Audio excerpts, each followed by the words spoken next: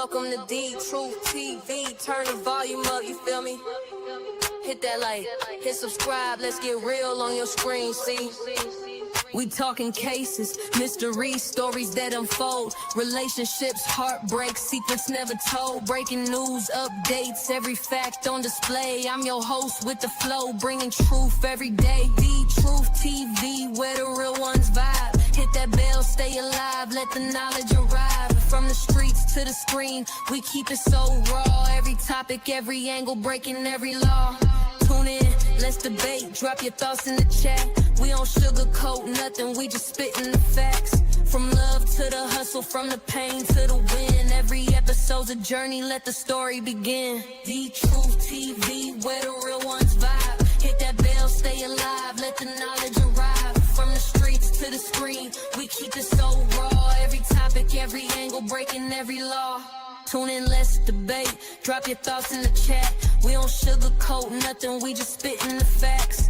From love to the hustle, from the pain to the win. Every episode's a journey, let the story begin. The Truth TV, where the real ones vibe. Hit that bell, stay alive, let the knowledge arrive. From the streets to the screen, we keep it so raw. Every topic, every angle, breaking every law.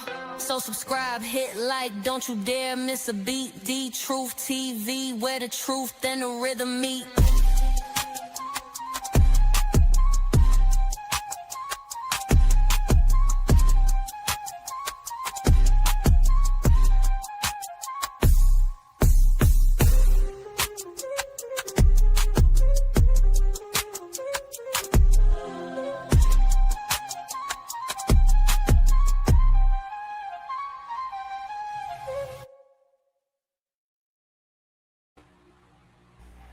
Welcome.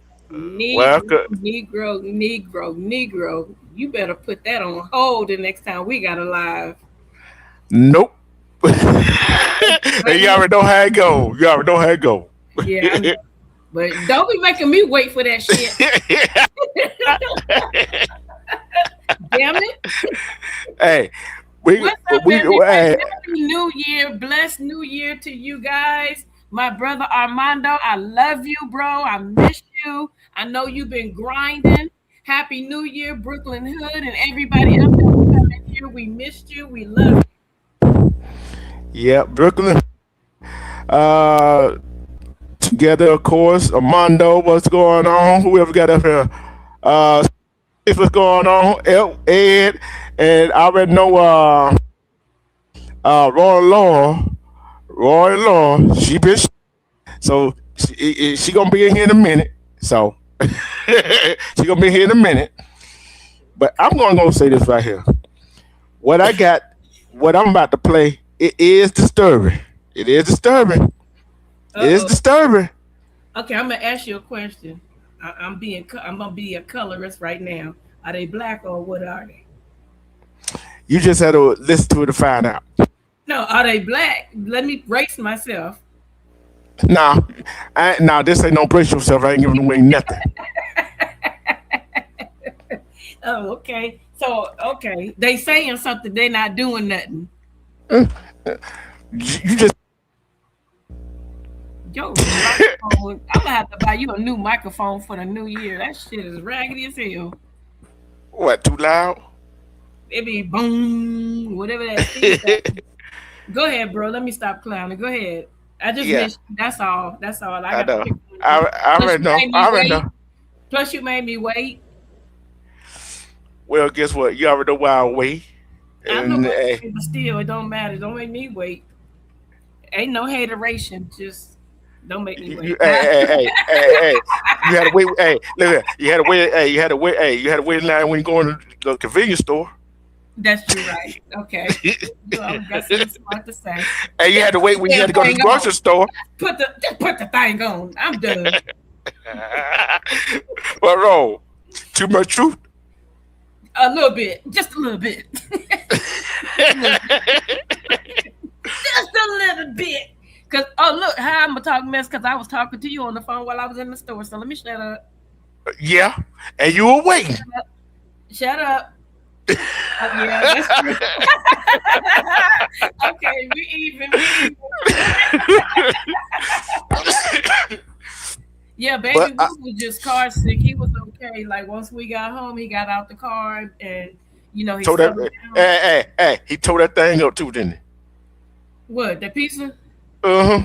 And yeah, he tried to eat the whole thing. I was like, dude, save some space in your stomach. He can eat a whole pizza, right? For real. He can eat an entire pizza by himself. I believe it. I believe it. I believe it. Mm-hmm. I'm going ahead and play this. What's going on with these chicks? Yeah, chat. Oh, y'all ready? I know they're gonna bring Armando. I know they're gonna bring Armando up. I know this gonna bring Armando up. Who's Courtney Wayne reaction lives are coming in a few weeks? Who's that?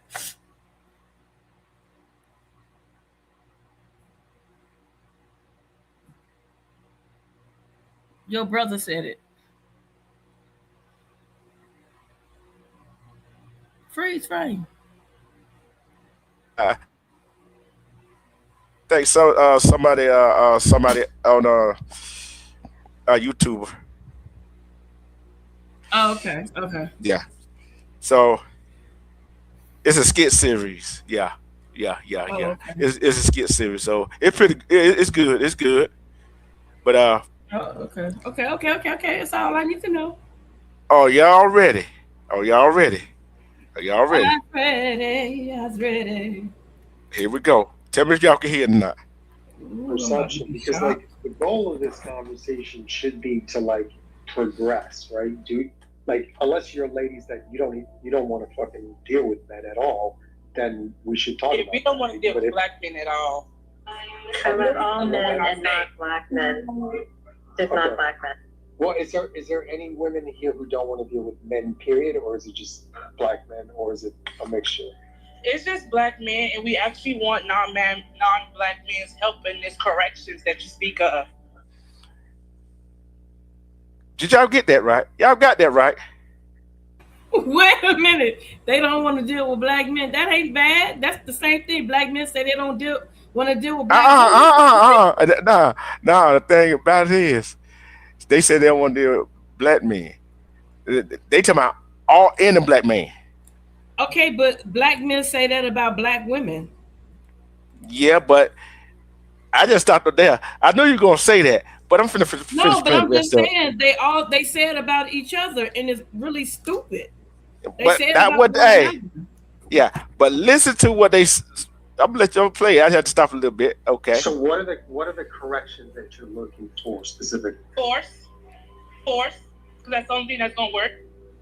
But I mean, what are you looking for black men to arrive at? A place of understanding of like what do you want to see? Well, me We personally, believe that there is no hope for them.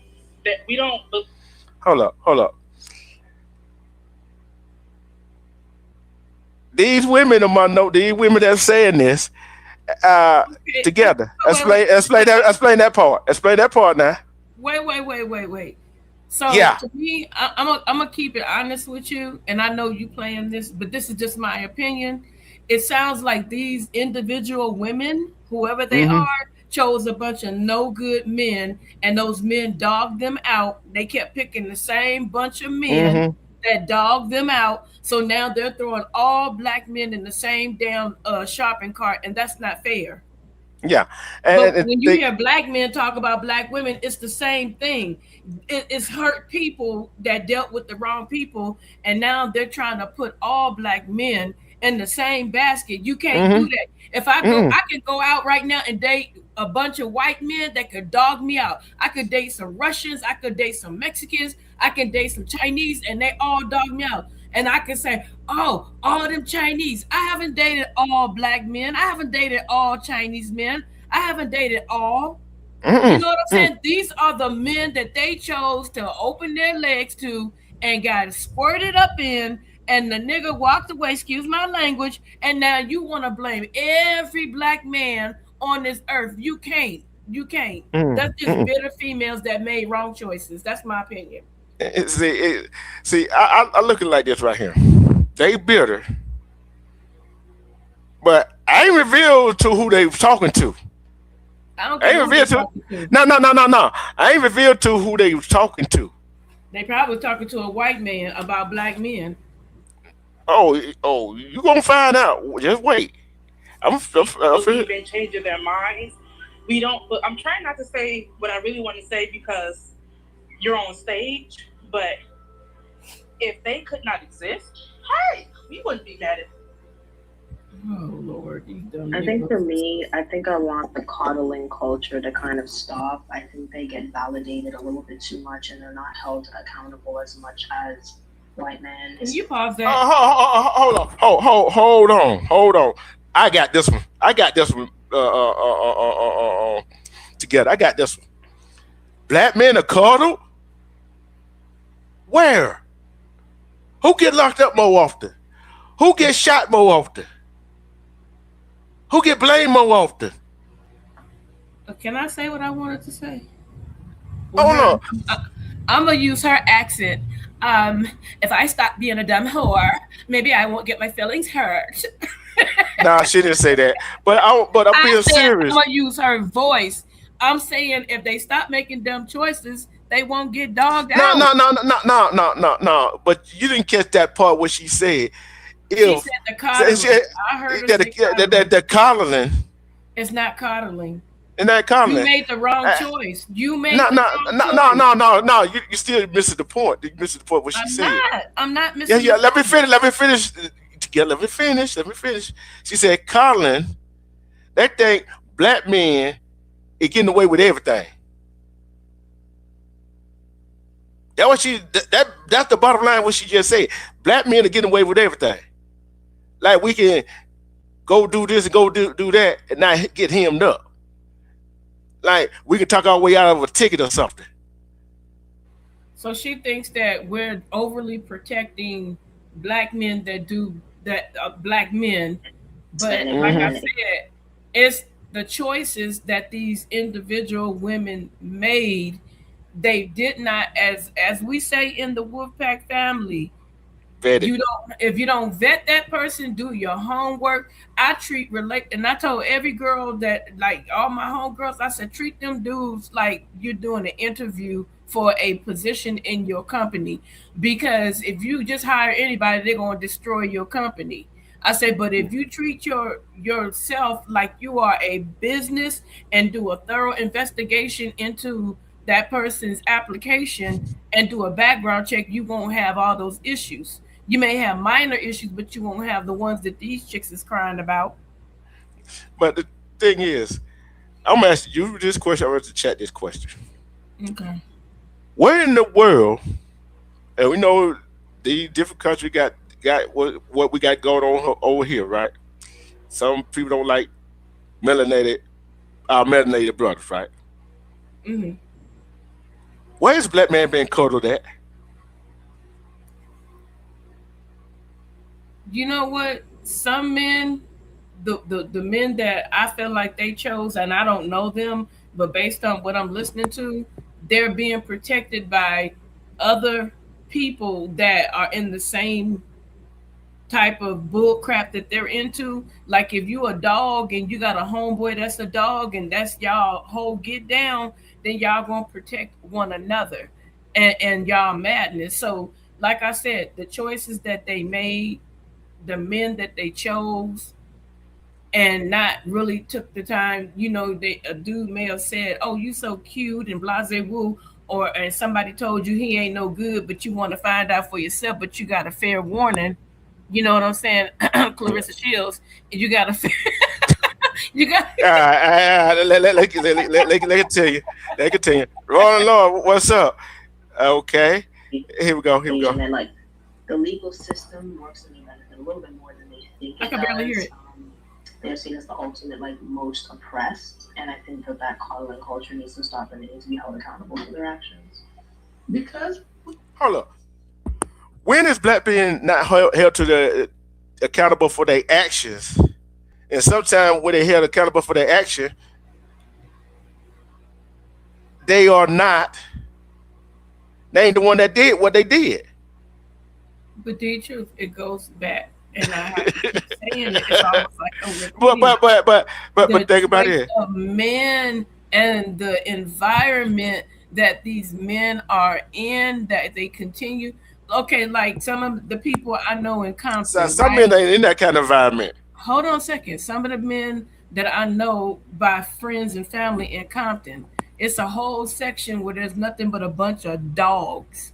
Nothing but a bunch of dogs. They'll sleep with your dog, a real live dog, if you let them. And if you see these females and you say, hey, don't mess with those dudes, they no good. These females are so desperate and hot in the tail that they'll go mess with these dudes. And then all of a sudden they get hurt and dogged out. And now every black man is a dog. Now everybody's coddling the black man. Everybody's, oh, he's just getting away with murder. No, you put yourself in that situation. But you know, Okay, no way. trying to unpack my goodies. I already know what you're talking about. Hey, I'm tell you another way I look at this right here. I'm tell you another way I look at it like this right here. What kind of goodies you got? I'm tell you another way I'm gonna look at this right here. Right? Okay. She probably got with one that treated her good and all that stuff right there, whatever. Yep. Can't take it. Yeah. And I don't know if you're gonna agree with this or not. I might. Yeah, but majority of the men take accountability for what they do. Majority of some women. Yeah. I said majority of some women. You can ask them a direct question, they go all the way around the question. They ain't gonna take no accountability. That goes both ways. I know that. But look at the statistics, right? Look at the Statistics. Hush up. They know what I'm talking about. I guarantee you go look at the stats, right? Okay. That more men take accountability for their own action than women do. We don't know that because we haven't interviewed every person on this earth. I guarantee you that. Look here. I guarantee you. Look. I guarantee you 5%. 5% of women. Hold on. 5% of women like you. That is very few, especially in this day and age, is not going to take accountability. But bro, until we could talk to every person on this earth, we really cannot give a direct percentage of who will and who won't take accountability. You're drawing a chart off of a small number of people. Now, if you say out of 5,000 women and 5,000 men, only 2,500 women took accountability and maybe 4,500 men took accountability, then we can weigh it that way. But we can't just say that, more women than men and more men than women, because you have men that get women pregnant and they run away from responsibility. You have women that lie on men. You have women that put men that are not the fathers on child support. You have men that do certain things. You have women. So it goes all. I got you.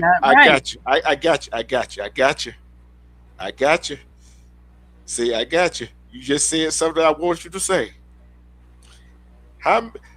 Some women.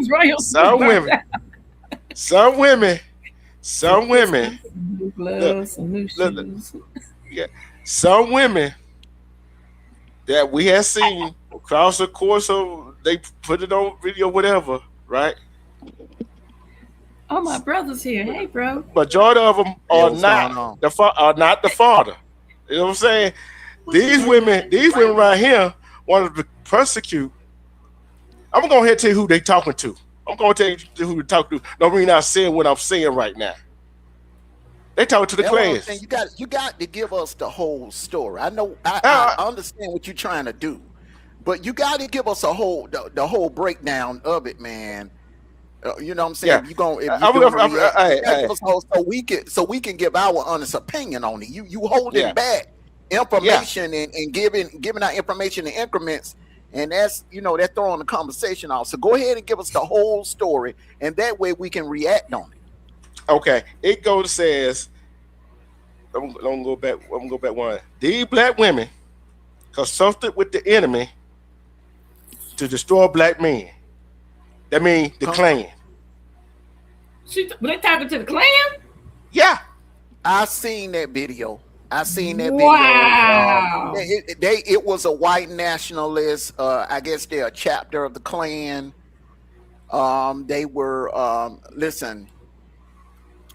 This doesn't surprise me at all. No. As a matter of fact, let me refresh your memory, D2. There's a black content creator from the ATL. Oh, big Lord. with a big platform. Okay. Mm-hmm. He was kicked off YouTube back when we first came on. Okay. Yeah. I ain't gonna call no name. You pretty much done figured out who I'm talking about. Okay. Mm-hmm. Remember one night, this was back then when you were doing the overnight shift. I sent you a link of what this dude said toward the end of one of his because he used to come on late at night. He used to come on like at 11 and stay on about 5 or 6 o'clock in the morning. Yeah. Big time YouTuber, okay? But he was a right winger, okay? He's a diehard Trump supporter or whatever, okay? But he made this comment at the end. All right. Instead of the Jews being put in the oven during the Holocaust, I wish they would have rounded up all the black women and put them in the oven. Yeah. Oh, wow. Yeah. There's another black dude. This brother up in New York. And he's still on YouTube. He's a big time YouTuber. This dude got he averaged like 500-600 people in his chat, y'all. And it seemed like every live he does, it's an anti-black woman live. Yeah. There are a lot of black men content creators that do anti-black female rhetoric. Anti-black female content, bro. So it goes both ways. I know. It goes both ways, bro. Hey, hold on. But the thing is, I can say what I say, really good or whatever. But go and get somebody in that kind of group to unalive black men. That's a whole different level. Would you agree together? Yeah, that's pure D hate. Yeah. That's hate in its finest. See, with me, I don't condone what the black man says about black women, put them all in one boat. I don't say that before, haven't I don't say that before. Yeah. I don't condone what the women are saying, right? No, what the thing is, brother, hurt people. Yeah. We've been in this world to know this. Hurt people. These women have, like our beautiful Wolfpack sis said earlier, these women have chosen the wrong black men. The Pookies and the Ray Rays. All right. And they have been dogged out. You know what I'm saying? Dogged out. I mean, just ran through. And in their eyes, they feel like it's no good black men because that's all that they've dealt with. But see, the thing is, those are the type of black men they're choosing. All right. The problem with a lot of our sisters is they want the same man. They all want the same damn man. They want somebody over 6 feet. They want somebody making 6 figures. They want somebody with a 6 figures, over 6 feet, 6 pack. Yeah. That's what and think about it now.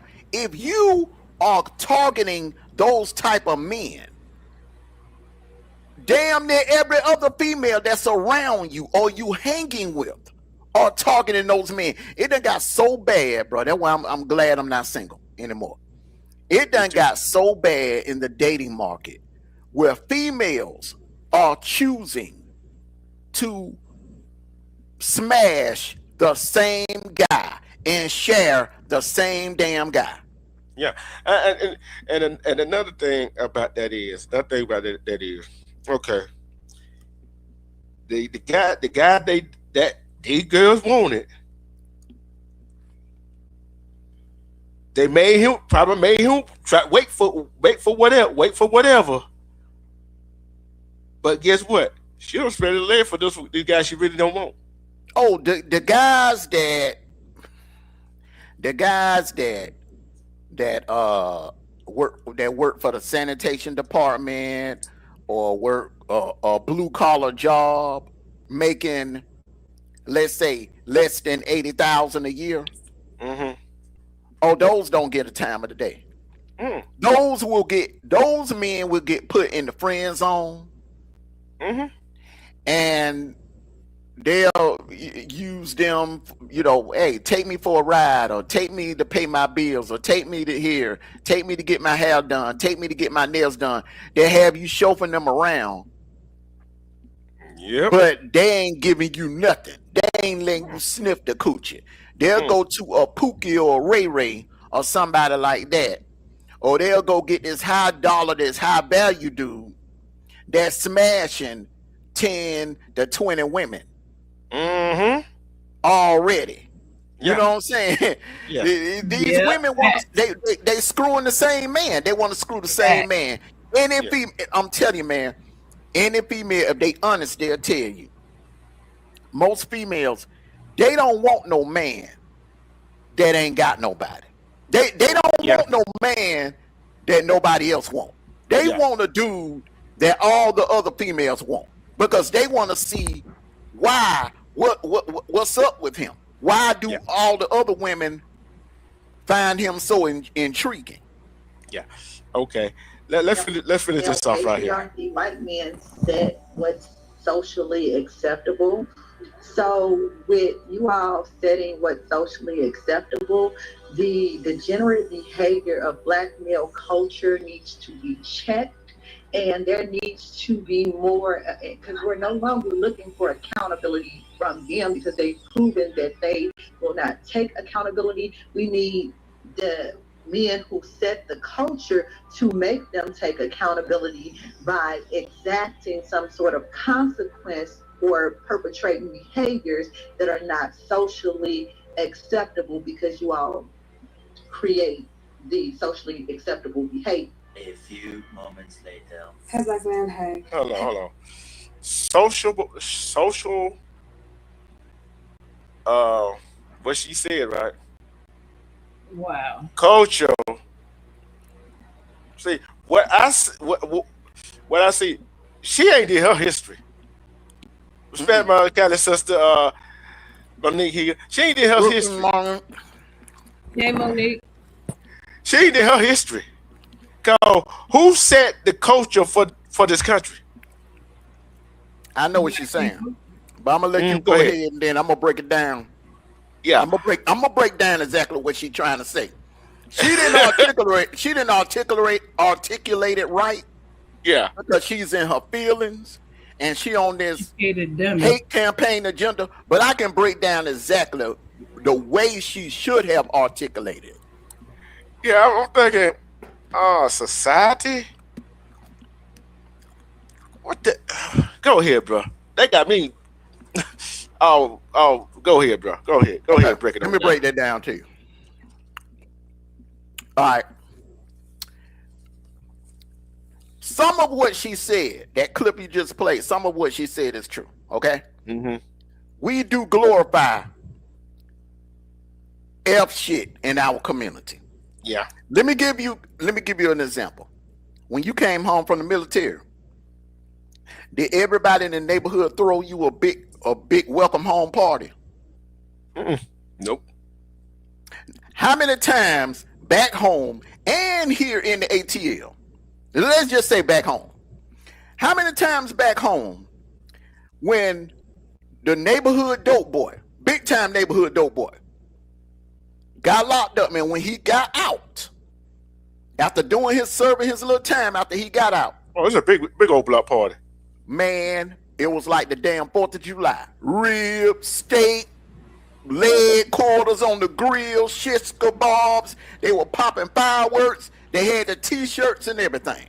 That's because And this dude was putting poison in our community. Yeah, and you know, But they you know, gave him a hero's welcome home party. See, it's just like this right here, Armando, and together in chat. Like we said, it goes both ways. You know what I'm saying?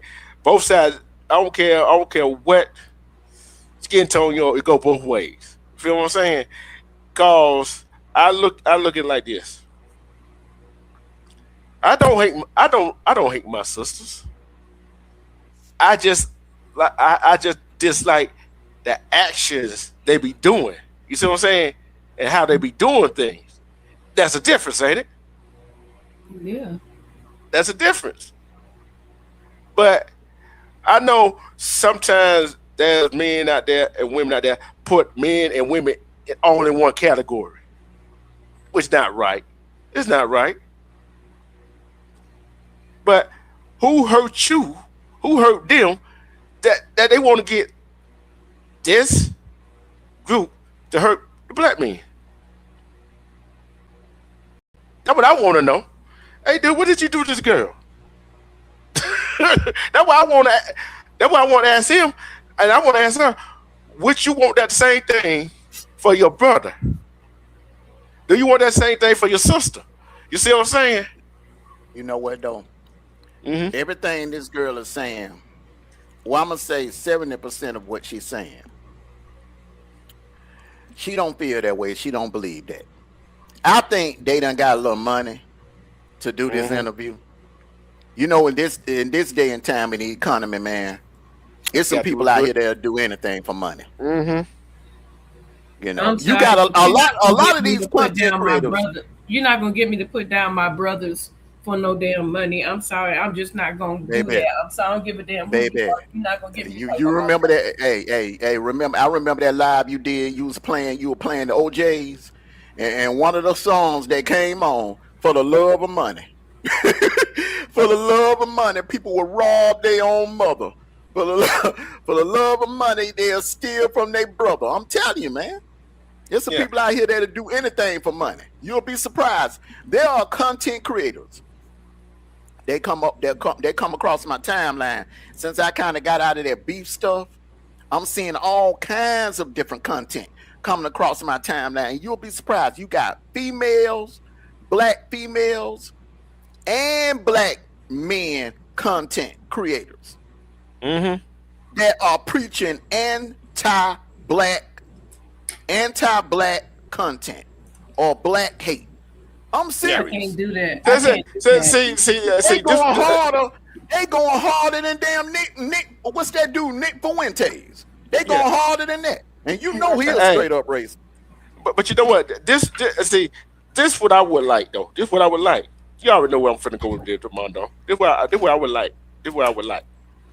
Get one of them, do a show with them, and fact check their butt real quick. You see what I'm saying? Fact check them. Look at that dude on Fresh and Fit. Look at that. Yeah. He's that dude on Fresh and Fit. I don't mind. Hey, I ain't gonna call his name, but y'all know it. That dude hate black women. Yeah. Every time he go live, and this is what he do. He won't bring no classy sister on there like Together or Medium. He won't bring no classy sisters on there that carry themselves in a classy way. He'll go to the hood down there in damn Liberty City or Opalaka and get a Riri or Keisha Tanika or Naquita or somebody like that. The ones that come up in there with 5 different colors in they damn weave and they hair, nails down long and stuff, huh? Armando, I thought you were gonna say get somebody like Knock Knee. When you say Knock Knee, you gonna say get somebody called Knock Knee. I was like, what the hell? Hey, she probably up in there. I don't see that. Look, man, they'll go get the most ratchet hood rats out of the projects in Miami. Give them a little money. and bring him on because O'Shea exposed his ass. O'Shea and the Red Supreme, they exposed his ass. They give him a little money, bring him on now. And you know what? They got to be telling them, hey, you start talking ratchet and just say talk ghetto. And then because that's some of that stuff got to be scripted that they be doing on there. But then he'll have white girls on there and like Latino girls on there. He'll put them toward the front, and then he'll put the dark skinned hood girls toward the back. Yep, I'm just seeing that too. Exploiting them. Mm-hmm. Yeah, that's crazy. Yeah, and I'm looking at this.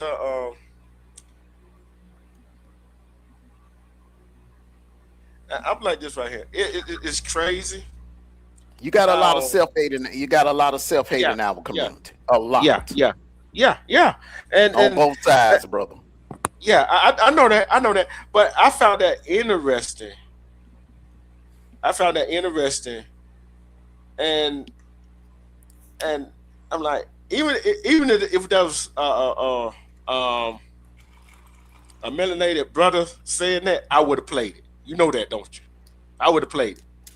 Got on his butt about it. But I'm just saying, I'd have heard some black man say worse. The content creator I was telling you about, when that dude, it was like, because I had to go somewhere early that morning. Because I laid down listening to him. You know, what he was saying, like, in the beginning was kind of funny. But I woke up and I was like, he's still on. Let me click in. And when that fool said out of his mouth that instead of the Jews, instead of Hitler putting the Jews in the oven, that he should have had all the black women in America rounded up and put in the oven. I couldn't believe what I was like, hell no. So that meant his mama too? That what was saying. He always talk about how he couldn't stand his mama. Yeah. That's why he talk about black women, because he got mama issues. Yeah. And I see people like that. Nothing about these girls. They got daddy issues. Yeah. See, people like these girls, and not only them, even the ones like them and the men. I want to get them. I want to get them on here.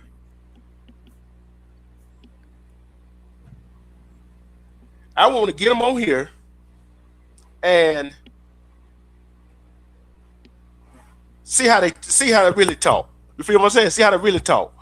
They're gonna talk the same way. I know they're gonna talk the same way, but the problem is they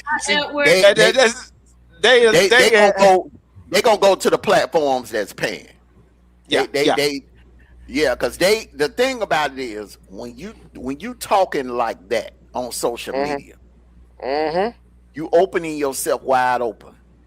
9 times out of 10, you done already lost your job because somebody done got a hold to the video clip and sent it to your boss.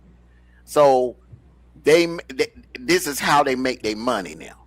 They go from platform to platform. They get invited on. I'm talking about these big platforms where you sitting on the couch. Yeah. And they'll sit there and run their mouth and put down black men and black women. You got some that put both down, put the whole entire race down. It's this one black chick that's saying that that slavery was the best thing for black people and that it need to be brought back. See, and think about it is, they paying that money, but on some of the platforms, some of the people ain't gonna say what they want, going to straighten them out either. You see what I'm saying? At least try to straighten them out and close that mouth. You feel what I'm saying? See, I don't care how much money they paying you.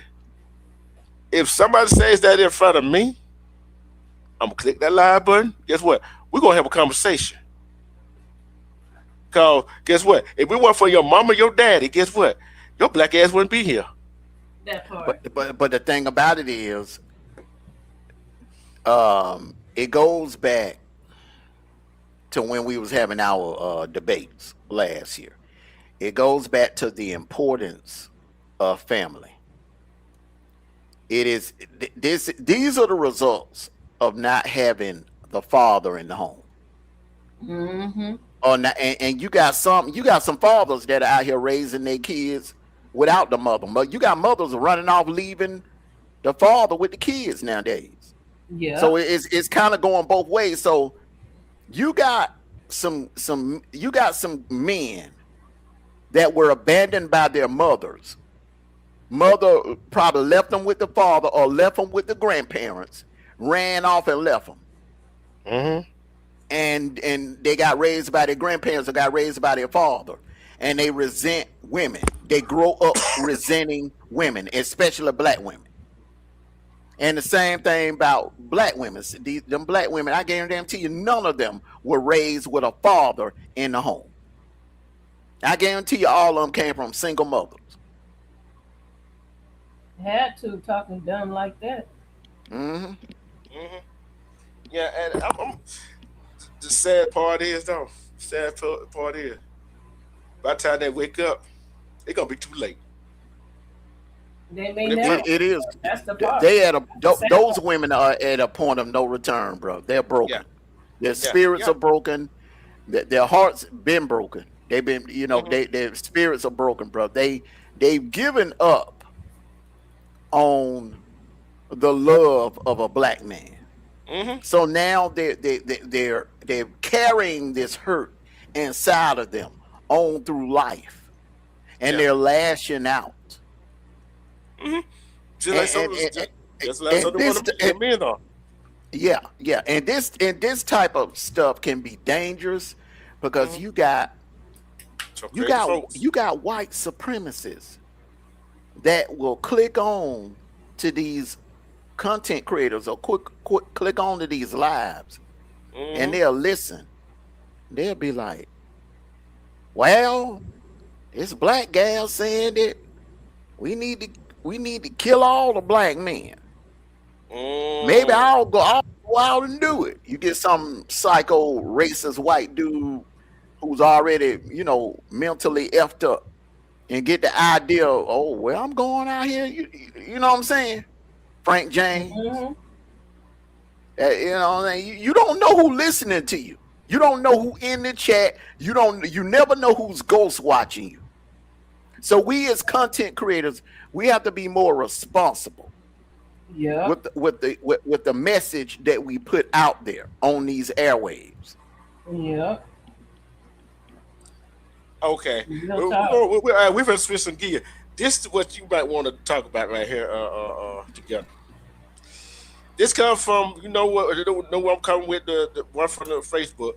She stated they stay hating on Carissa.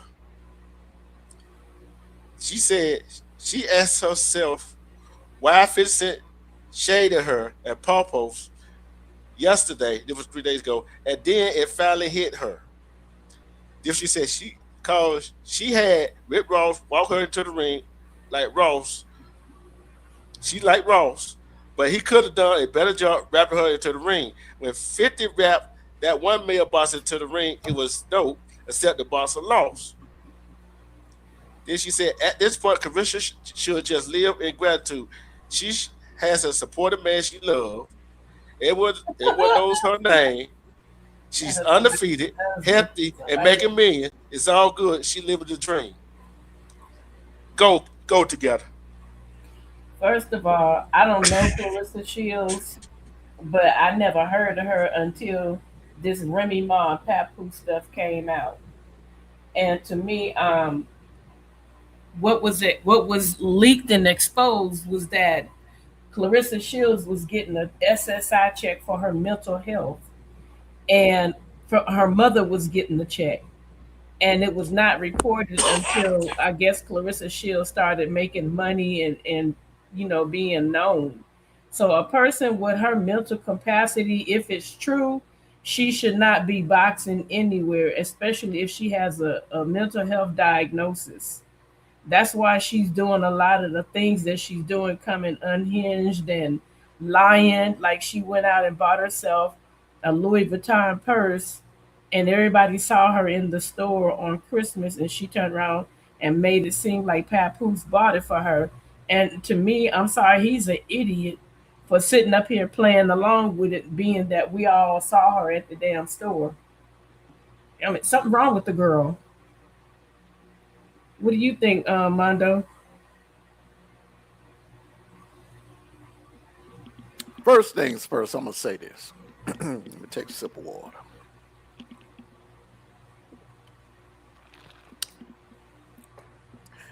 I really pray and hope that some contender emerge in the ranks of women's boxing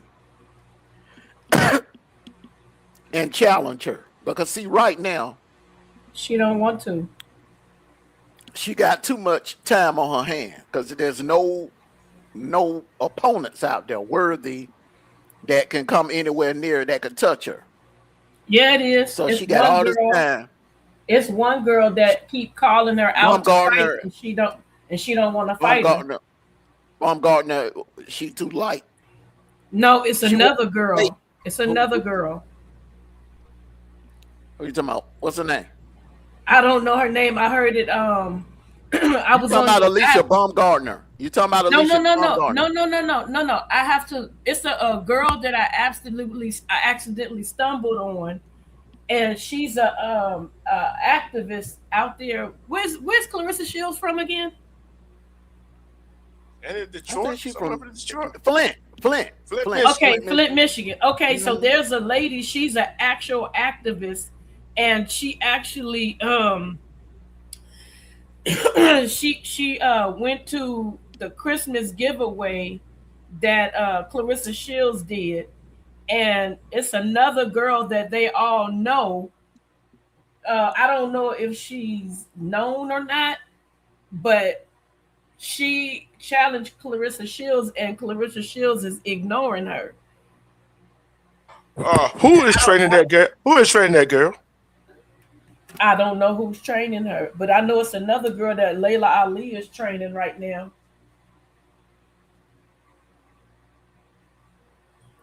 Yeah, and I gotta look back on that live that I looked at and get you the information. But yeah, also there are charges being brought up against Clarissa Shields because she incited a bunch of people to threaten the life of this this activist that's in Flint. So they was talking to her, and she said she's pressing charges.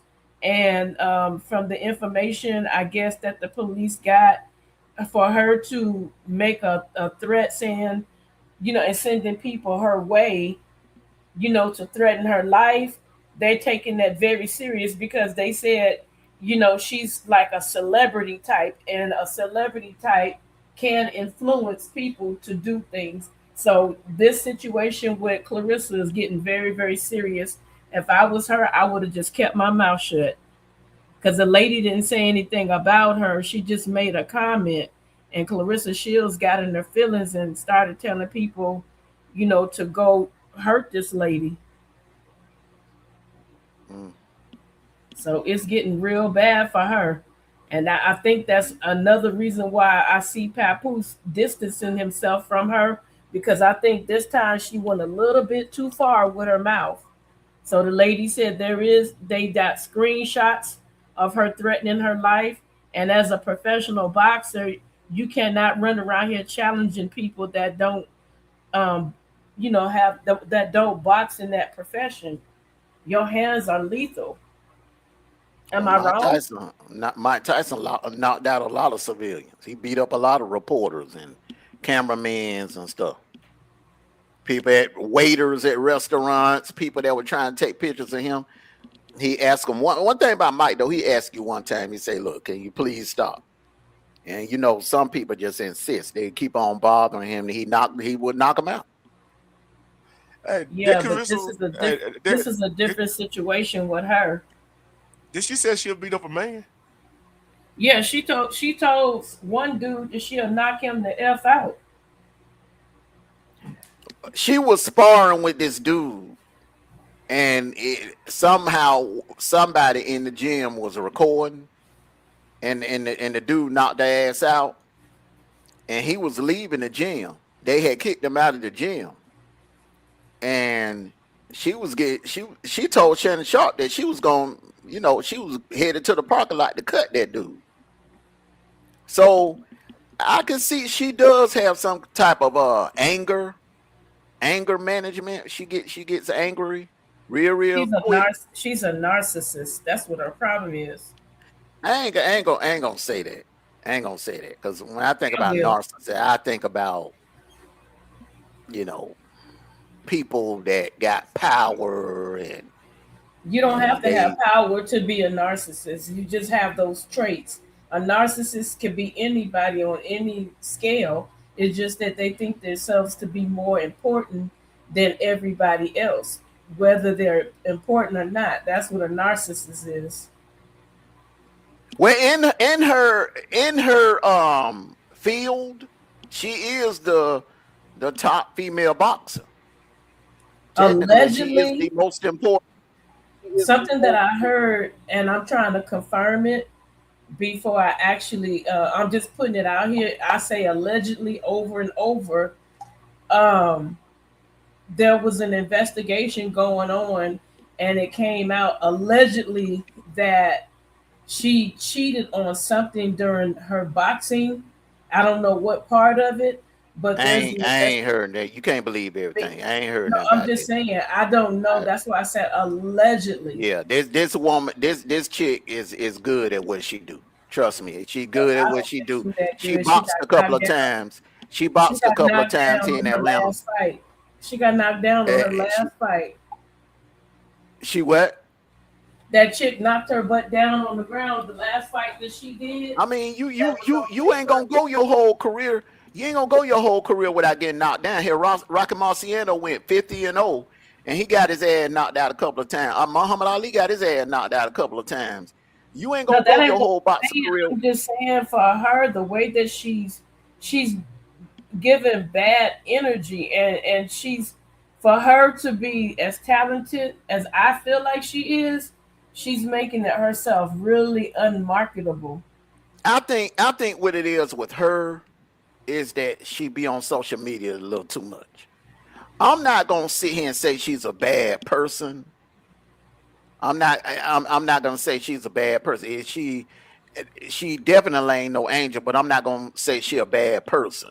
Because she, when you good at what you do, and you talk your ish and you back it up in the ring, right? I can't be mad at you. That you're like, it was right for her to disrespect Layla Ali like that. Layla Ali done disrespected. She disrespected Joe Frazier's daughter.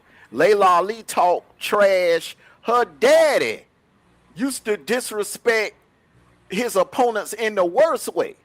I remember when he was when he was boxing Joe Frazier and they was in Manila, he was calling the man a gorilla. You know what I'm saying? He was walking around with a little toy gorilla. That's where that came from? Yeah, he was walking around with a little toy gorilla, and he would hit the gorilla, talking about, "Come on, gorilla, we in Manila." Oh, that's where they got that from, gorilla in Manila. Yeah. Muhammad Ali. Man, Muhammad Ali was they said he would torture people mentally so bad. He did it to George Foreman. He called George Foreman the mummy. He had George Foreman so psyched up mentally. And it's a mental tactic. You get the edge like that. I do that when my beefing. I say certain things to get in your head to get you pissed off and throw you off your game. But that's warfare. I understand what you're saying, but my thing is this: I know, like, people gonna argue, people gonna fuss, people gonna fight, but from what I looked at, who else used to do that? Who else used to do that together? Michael Jordan. When Michael Jordan, if you go and watch some of his old tapes, Michael Jordan, but see, people they glorify him. Oh, Michael Jordan, the greatest. We love you, Michael. Michael Jordan was an a-hole, the biggest narcissist in sports. He would lean. Players would be guarding him. See, he had people PIs and stuff working for him. And he would find information out about his opponents. Like if you was going through something with your wife, or if your wife had cheated on you or something like that, he would find stuff out about you personally. Yeah. And then he would get in their ear and bring it up during the game. Yeah. You know who that sound like? Me? Yeah. Hey, all right. Hey, we finna switch gears now. We finna switch gears now. Hey, you act together. He asked right. Yeah. Hey, hold on. Before I go in for, let's ask the chat. Do that sound like Armando or not? If it do, put flames in the chat. If it don't put that in the chat. Yeah. Flames ain't big enough. Put a box in that motherfucker. Hey, speaking of that, Mondo, you know how you turn him Yeah. into an asshole, he gonna be a super captain asshole. but that's what people call me at work because I crack jokes and they don't like it. Guess what? Oh well, you should have left yourself over for the walk through the door. Yeah, you I an know. asshole. You can't call look here. You can't call nobody asshole when they already know they won. Ain't that right, Well, Armando? the thing about it though, it's from where we come from, bro. You couldn't stand skin down there in West Shawma, bro. You couldn't survive West Shawma being thin skinned because you know that's what we did. We banged on each other. Yeah. Hey, if you go to a church building, this gonna make you mad right here. Oh, listen to this.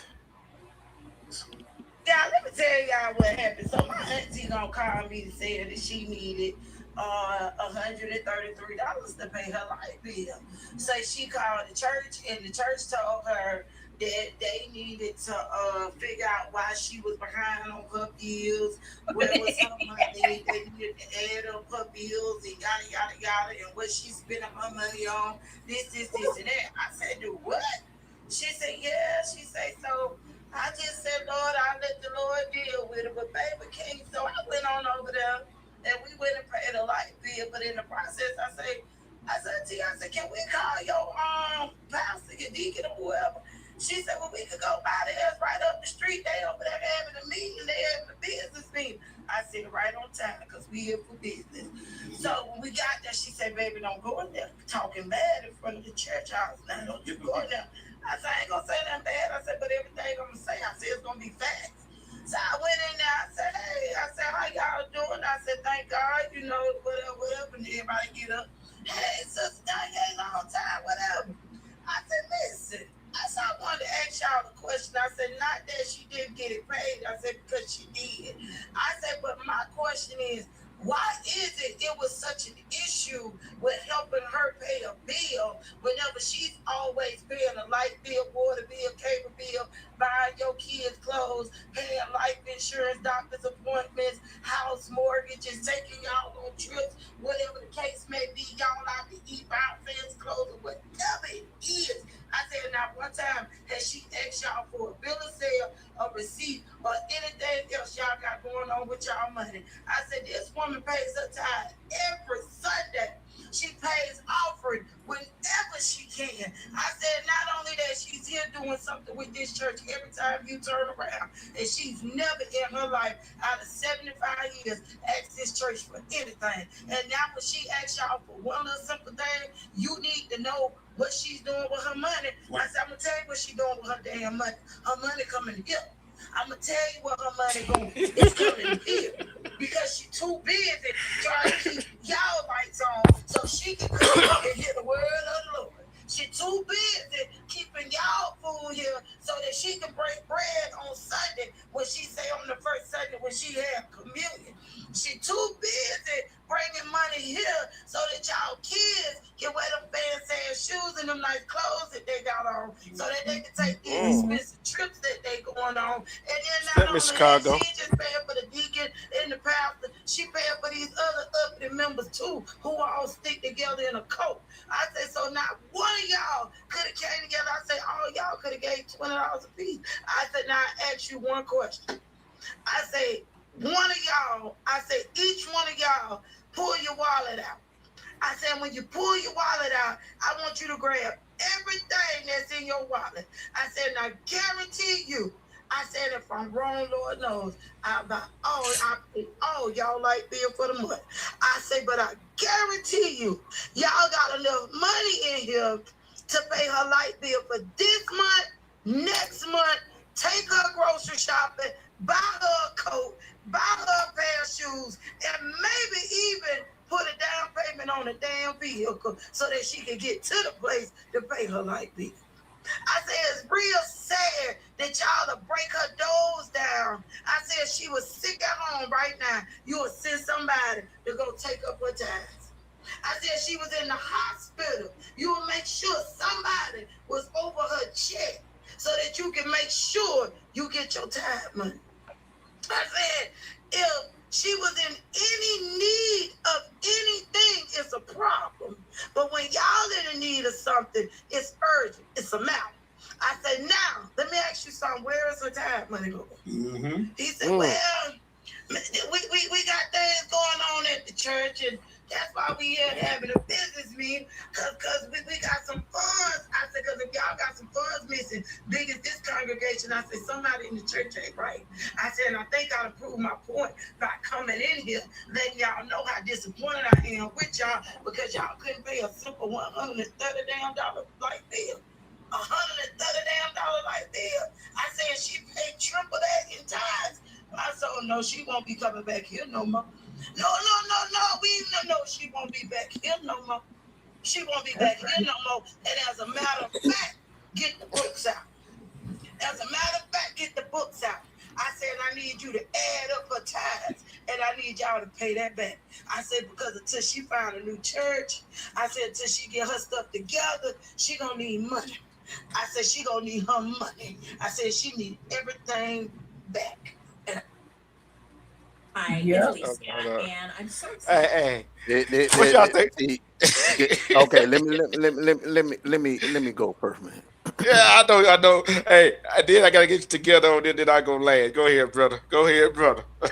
Church, look, man. As of the late '90s on up to now,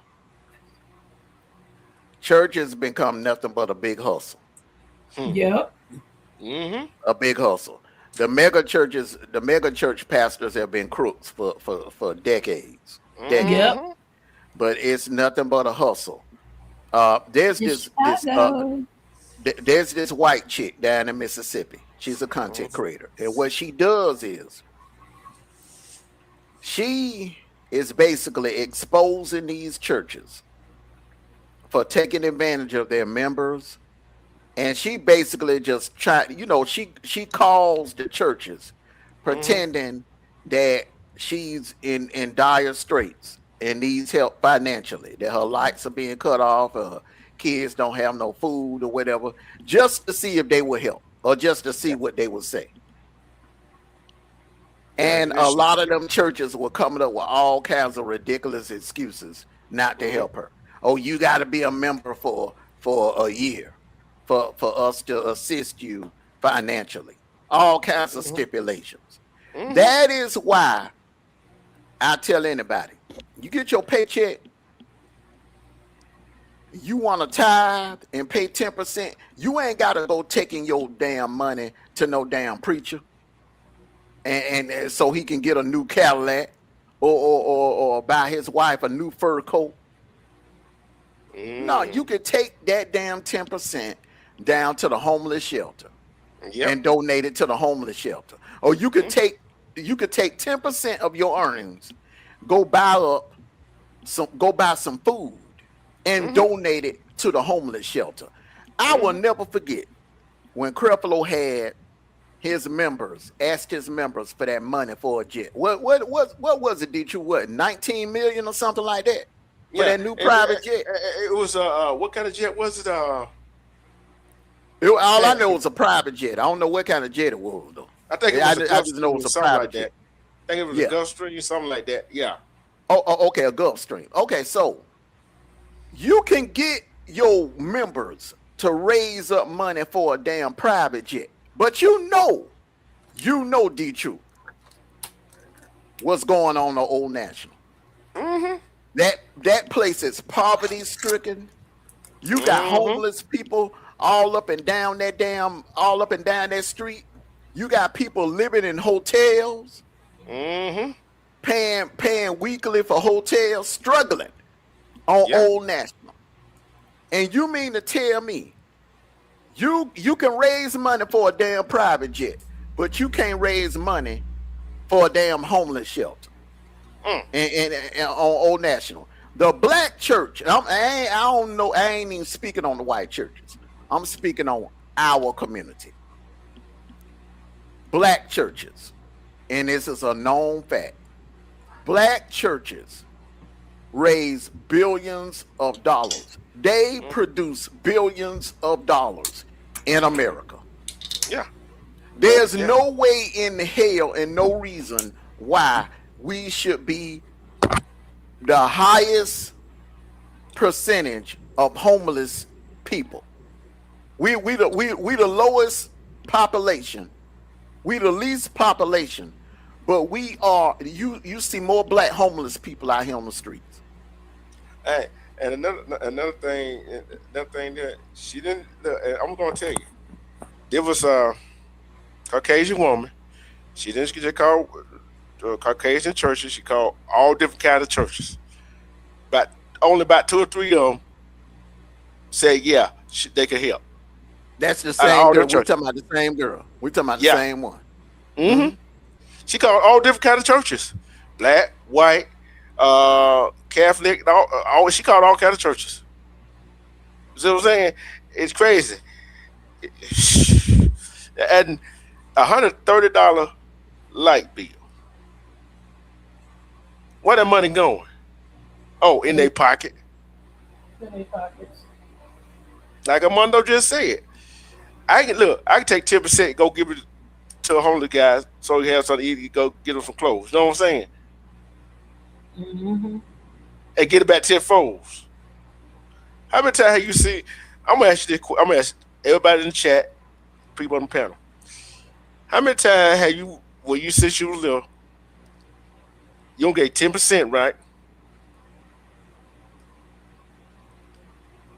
Have you got anything about tenfolds yet? Even fivefolds. One fold? Okay, let me together. say something. Go ahead. A lot of churches, and I'm not excusing. I'm not giving an excuse. Okay, I'm just telling you because I played a major part in a lot of churches. A lot of churches have helped people, and people found out that the church would help, and they'll come in and say, "Hey, I need this. I need this. I need this." And the church would give to the individuals, help them do certain things. And they'll say, okay, when you get on your feet, I'm not talking about the churches now.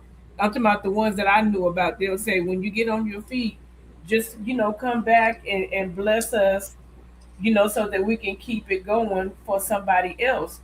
People will get the money from these churches and never come back, never do anything to help. It's actually people like congregation people that's in the congregation that's giving up this money. And you have a lot of people that scam the church. Like I was going to this African church and this black family came in, and my pastor, he was so cool. He didn't care that person wasn't a member. So what he did was he asked them what they needed, and they showed him some bills, and he wrote out the check for the bills.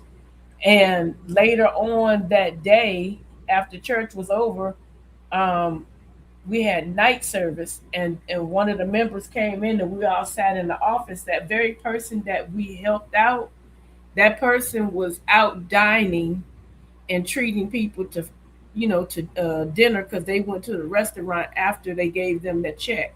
So they was actually scamming different churches. We found out later they was going around hustling churches to get money so that they could do what they wanted to do. But that doesn't excuse the churches to not help people that are in need. Yeah. If a person in need, I look at it this way. I look at it this way. If a person comes in and asks you for help, to pay this or pay that, and you help them, and they go do something else with it, that's not on you. You supposed to did that out of the goodness of your heart. That if you want to really follow what you so-called preachers and teachers inside the what you call the house of worship. You see what I'm saying? No, I get what you're saying, but let's say that you turned around and you gave these people this money, and then somebody that truly needed it came to you, and you don't have any other resources because you gave the fake people the resources that should have went to the people that really need the help. That's where the problem lies. I'm not saying that it doesn't matter it does matter if they're like cutting the church. It does matter if they're like coming up with a scam to try to get money out of the church and they don't really need it. But when somebody that seriously need it comes in, you don't have that resource anymore because you gave it away to a liar. It's like this right here. Some congregation, whatever churches, they say this is another way they can help. Okay, I can't give you the money, but guess what? Some of these church members own a business. Would I be wrong if I said that? I mean, it depends on what kind of need that person At has. the mega churches, yeah. At the mega churches, there's a lot of business owners. And but it depends on what kind of business they own. I mean, it depends. But it doesn't depend. If you really want to help that person get on their feet, okay, give them a job. They ain't gonna do that. They don't. Some people don't want a job. They just want a handout. For the ones that don't want to work, that's what I'm saying. There's a difference. You got to be able to decipher between a scam artist and see. We didn't know. We just knew that these people presented us with a bill, and they had a delinquent shut-off notice for the next day, and we reacted right away. And come to find out, that was a scam. They was doing that to everybody. You know what though? Together. What? I don't look at it like that. Okay, so if I'm out and I see a homeless person and I give them a $10 bill or a $20 bill, when I walk off from that person or when I drive off, I say a little quick prayer for them and I go on about my business. Because you see, God knows your heart and God knows your intention. And whether their intentions were true or not, you got a blessing coming. Yeah, but what about if you help someone out and you know, like if someone came to you and said, "Hey, I need money for a light bill," and they really want to go get weed with it, and they don't need it for no light bill. God knows your heart, and God knows your intentions were pure and true. So God gonna bless you for blessing that person. I'm gonna tell y'all something. You know, so you can't think about. I understand what you're saying, but you can't think about. No, all right, and you can't let that turn you into the type of person where you're not gonna help anybody. No, I'm trying to tell you. So yesterday, I have to check myself. So they brought a lot of homeless out here where I live in the IE. And yesterday I went to go get me some Chinese food. And this homeless lady said, "Can you give me some orange chicken?" I said, "Yeah." She said, "Oh yeah, make sure you get a grape soda with that." I said, "You ain't get no damn grape soda." So I walked into the store. I said, "Can I have a grape soda with them orange chicken?" I'm like, I just took right away. I thought you said she won't get no grape soda. And she looked at me like, that's what she looked at me like, "You just said you wasn't gonna get me one." God said you're gonna get her a grape soda because you shouldn't have opened your mouth. I was like, wow. But I'm gonna say this right here. But what that woman said, she was protecting her auntie, right? She said, and she said, y'all gonna get her all her money back that she tied it. That was a lie. Hey, that was a lie, that wasn't it? I don't blame her because see, if you look, let me tell you something. It was a church I was going to, and one of the mothers, she had been going to that church for years and years and years, and she passed away. And they told the mother family, "Oh, you got to pay for the light bill when it come out because we got to use lights." Her daughter said, "Well, let me add up all the money that my mama gave you," because her mother would write checks. She said, "Let me go get my mother's checks and add it up and see how much money y'all gonna give us back." I'm like, this is absolutely crazy. You're gonna tell me I'm holding a funeral, you my pastor, and I gotta pay, the family gotta pay the damn light bill? And with Carissa Shield, the church thing, and this self-hatred, I can say that self-hatred. I hope she get it together. Yeah, and it all comes down to deal with self-hatred, accountability for their action. Carissa Shields, accountability for what she going through. See what I'm saying? She got to take her responsibility for her life. It's like you said earlier when we were on the phone. You said, would you invest in somebody like that? I said, hell no. Yeah. And this is why she's not getting in endorsements. Yeah. And like I said, all this, that right there, all this is deal with being hurt. You know what I'm saying? You being hurt from the inside. She got trauma from her childhood. So just like the first thing we discussed, trauma. Yeah. Well, just like that church that they want to pay that $130 light bill. They probably got some trauma inside the church. And I think it got more to do with the commercial deals. Let's just keep it real. In society, it's all about eye candy. Okay. Mm-hmm. Now I'm not saying she's a bad looking female. I think she's a beautiful female. I don't.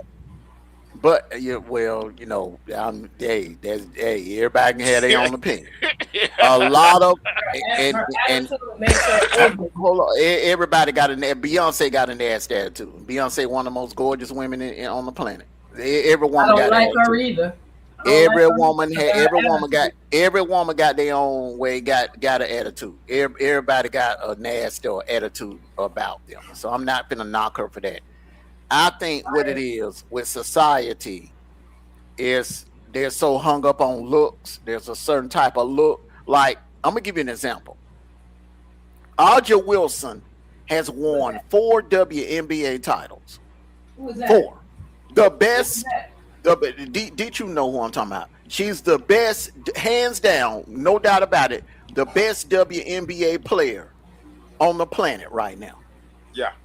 But every time you turn around, you see Angel Reese getting commercials and you see Caitlin Clark getting commercials. Angel Reese getting the commercials because Angel Reese is bad. She's eye candy. Caitlin Clark getting the commercials because, you know, they're making her out to be the new great white hope of women's sports. They want her to be Bird. Yeah, they want her. They making her the female version of Larry Bird. So that's the reason why those two are getting the endorsements. But Aja Wilson, dark skinned female, kind of tall. You know, she ain't really. I mean, she nice looking, but she ain't on Angel Reese level. And the same thing.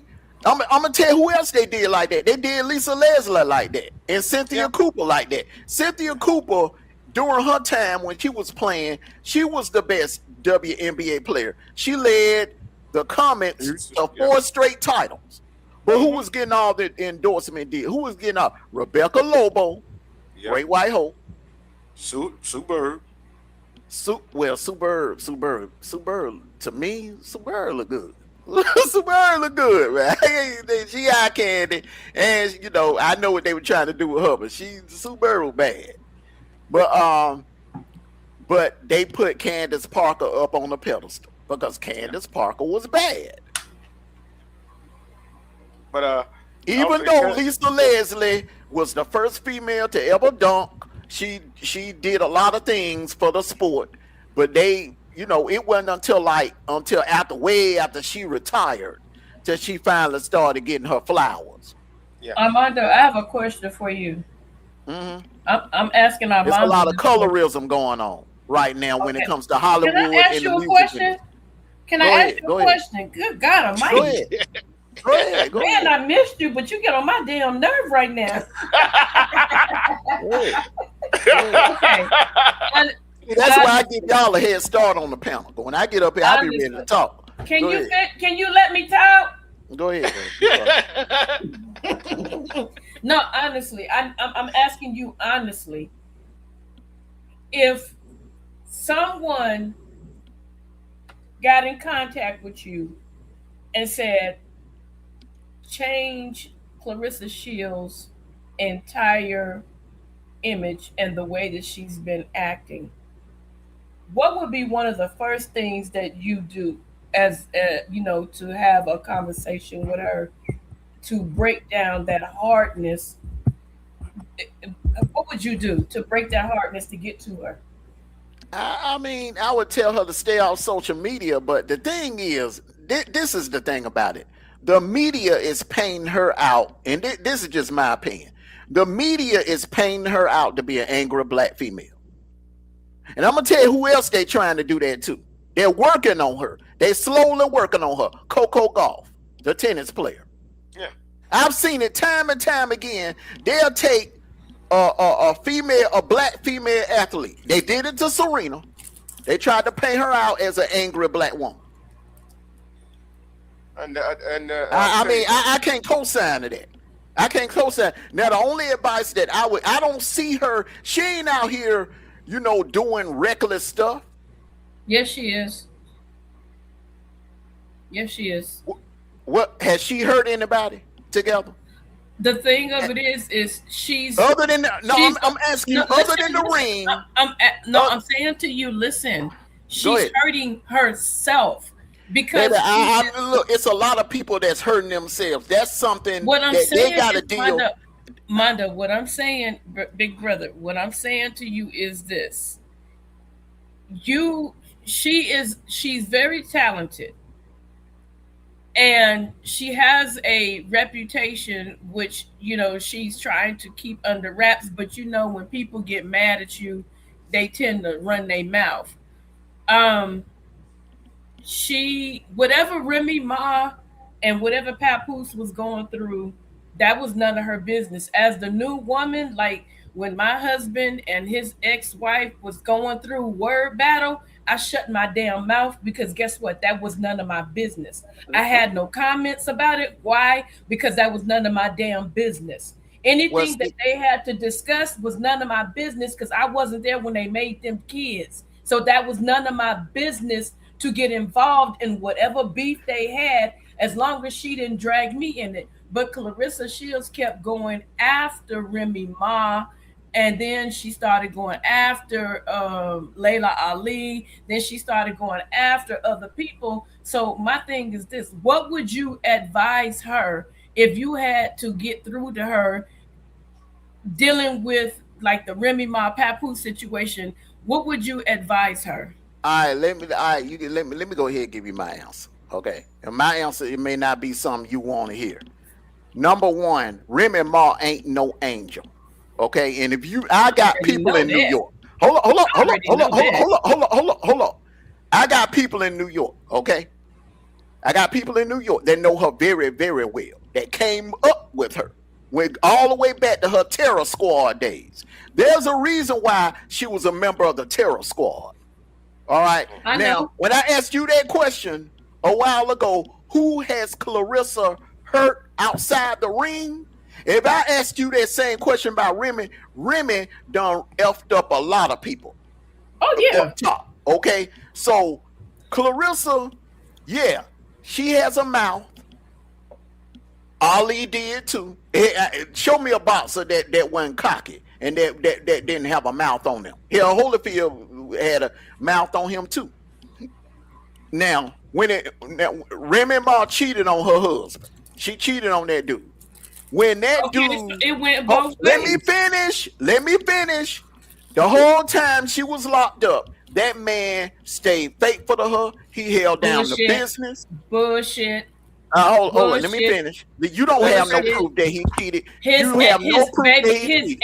His ex. Show me the video. Show me the video. I ain't talking about no.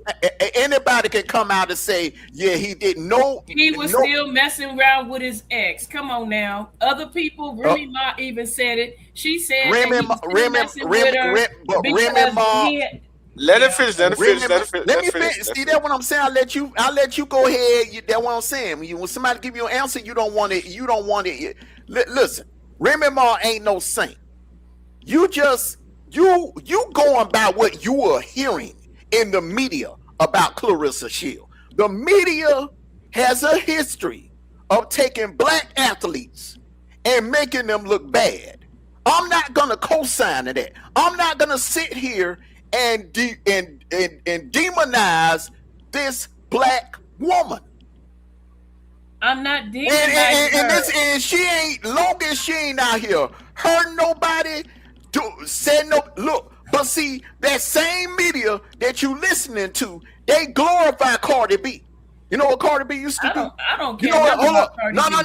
The white media, the right-wing media, they glorify Nicki Minaj. Nicki Minaj used to set niggas up in the club to be robbed. She did a lot of things in her past.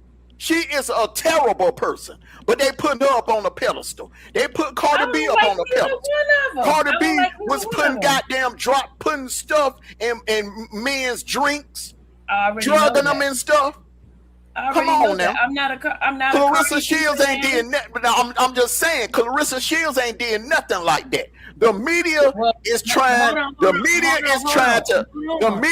is trying to character assassinate her. This is not the because media. She's a dark-skinned black female that's good at what she's doing.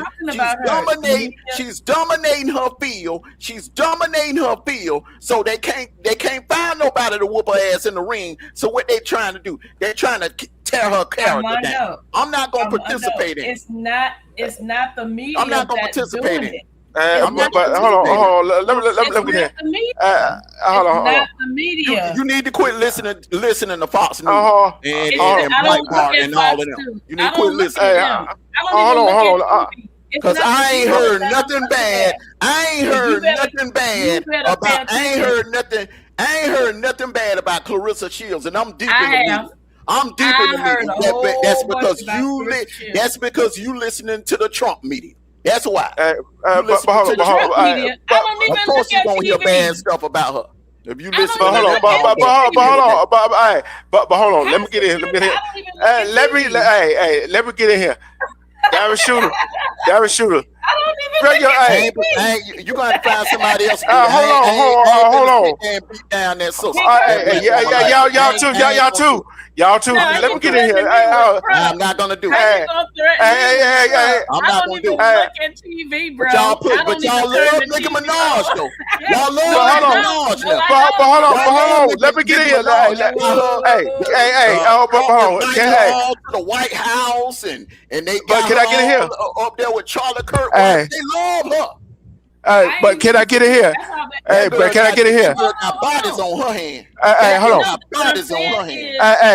Hey. I'm gonna leave it at that. He's telling me something new. I didn't even know all this. This is something well. new because I turned my TV off last year. I stopped looking at TV. So you how you know so much about Clarissa? If you ain't watching, you watching somebody. I be on TikTok. You watching somebody. But hold on. Armando, I'm gonna tell you this right here. Hey, Armando, I'm gonna tell you this. Respect the Diamond Shooter. Bring your butt on up here, Diamond Shooter. Don't be just sitting in the chat. But the thing is, the question she had, is it right for a man or woman that is not in that relationship with that other man that's in a relationship with that man or with that woman that had a relationship with or married to another man or woman? Is it right for them to start? Is it right for them to go running their mouth? When it's not their business. When it's not their business. I wasn't even done, but let me answer that part. Now that right there, not just Clarissa. I would tell any female, black, white, Asian, Hispanic, it don't matter. If a man is married and he has not gotten his divorce, he's off limits. He is off limits. The man said vows to another woman. He's somebody else's husband. Hands off. It's too many men. It's millions of other men, single men out here. Why do you have to deal with a married man? I don't understand that. I don't understand why women, they're okay, a single dude that ain't got nobody. Right. You won't pay him no attention. Right. You won't give him a chance. You put him through hell just to get a date, a dinner date, or a coffee date with you. But a married man, phone number. Y'all give up the damn box in a heartbeat to a married man. I don't know what the hell this world done came to. But yeah, she wrong for that. And if I was her older brother, her uncle, I would sit her down and say, first of all, you need to leave that young man alone. I don't give a damn how good his wood is. You need to leave him alone. Leave him alone. He's a married man. He belongs to somebody else. The divorce ain't final. Leave him alone. Find you somebody else. Number 2, get the hell off social media. Yep. Get the hell off social media. Take some of that money and invest it into something else. Do something up there at Flint. Buy out some real estate. Build up there. Build up a business empire up there in Flint and improve your community up there. That's what I would tell her. Papoose got her signed to a record deal, right? And she made all deals can be broken. All deals can be broken. Or just keep it business. Just keep it business. Ain't nothing wrong with doing business with your ex. Just keep it business. No, listen to what I'm saying. He got her signed to a record deal, and then she made him her manager also on top of that. And everybody was telling her, no, baby girl, don't do that. Go get you somebody else because that's a married man. He could go back to his wife at any time. You know what I'm saying? And now they're talking about since Christmas, he and Remy Ma was talking about possibly reconciling. So this is why I'm mad at her because, baby girl, you had a dude that loved you and you dumped him, an upstanding dude that loved you and you dumped him for Papoose. You befriended Remy Ma. You know what? She befriended Remy Ma.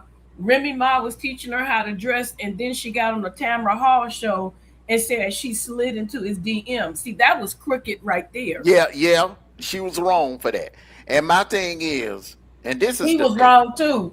It's not just her. He was wrong too. Yeah, that's what I'm saying. That's what I'm saying.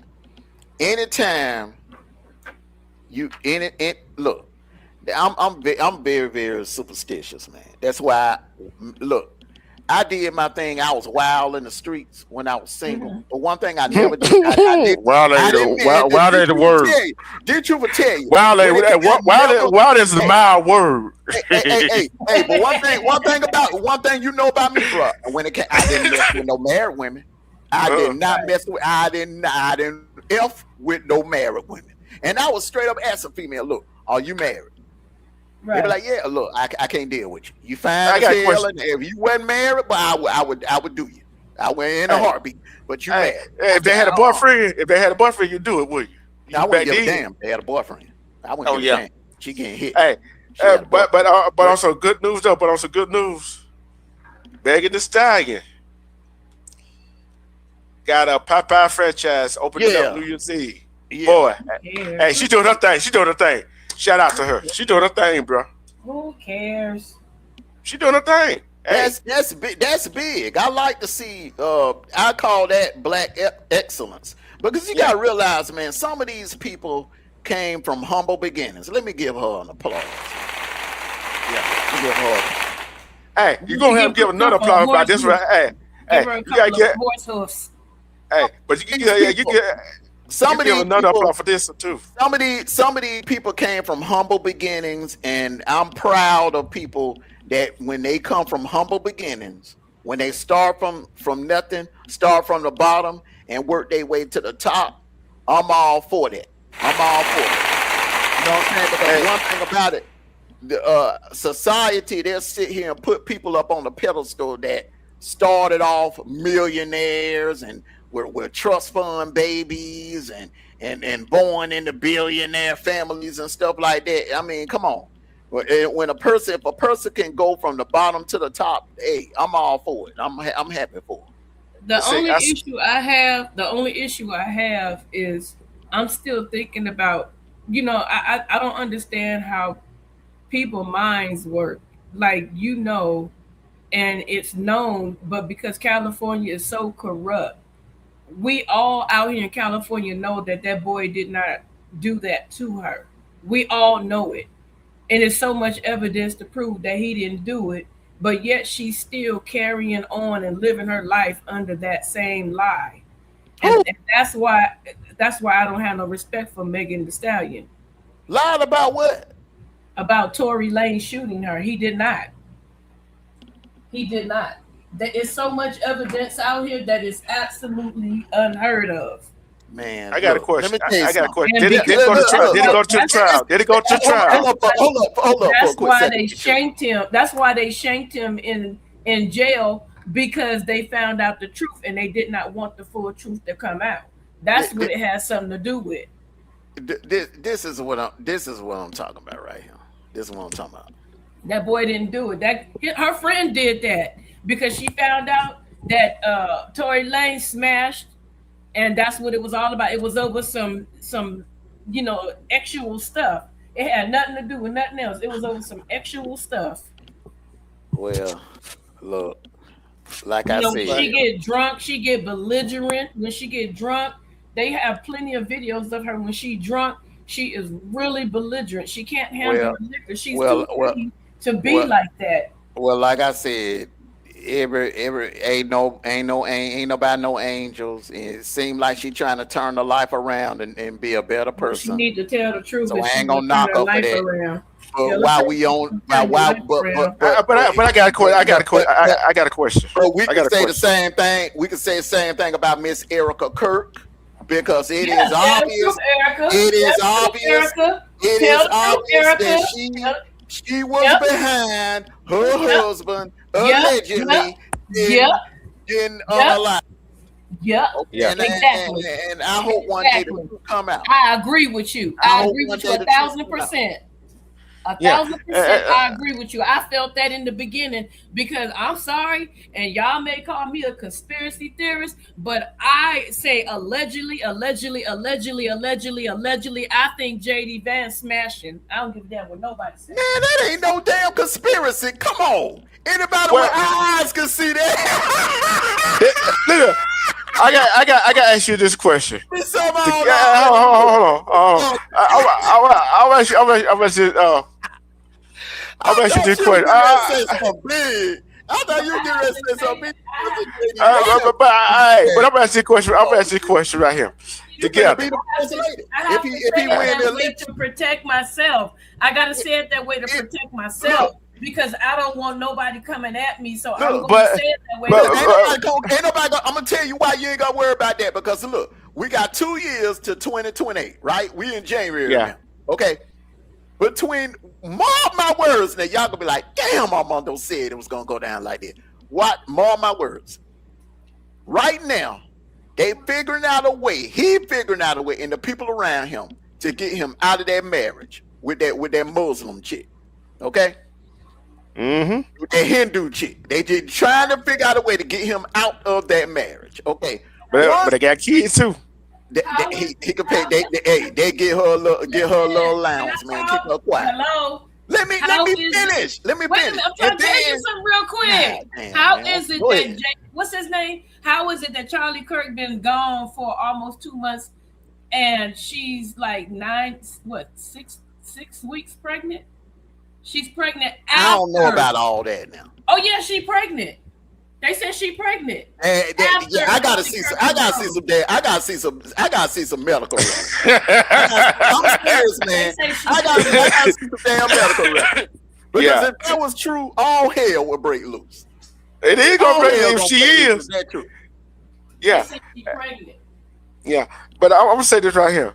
But if that's the case, they're gonna try to get him away from that Hindu lady, and then once that's final, him and her gonna end up dating and getting married, and when he run for president, she gonna be right there on his own. Probably here she might be next first lady. Yeah. But I'm gonna say this right here. I'm gonna ask you this question, and as the female together and the females in chat. Another question: have you ever got a hug by a female like that? That they like you? A hug that you just smashed? The only time I got hugged like that by a female that liked me and a female that wanted to smash, a female that I was about to smash. That's what I'm saying.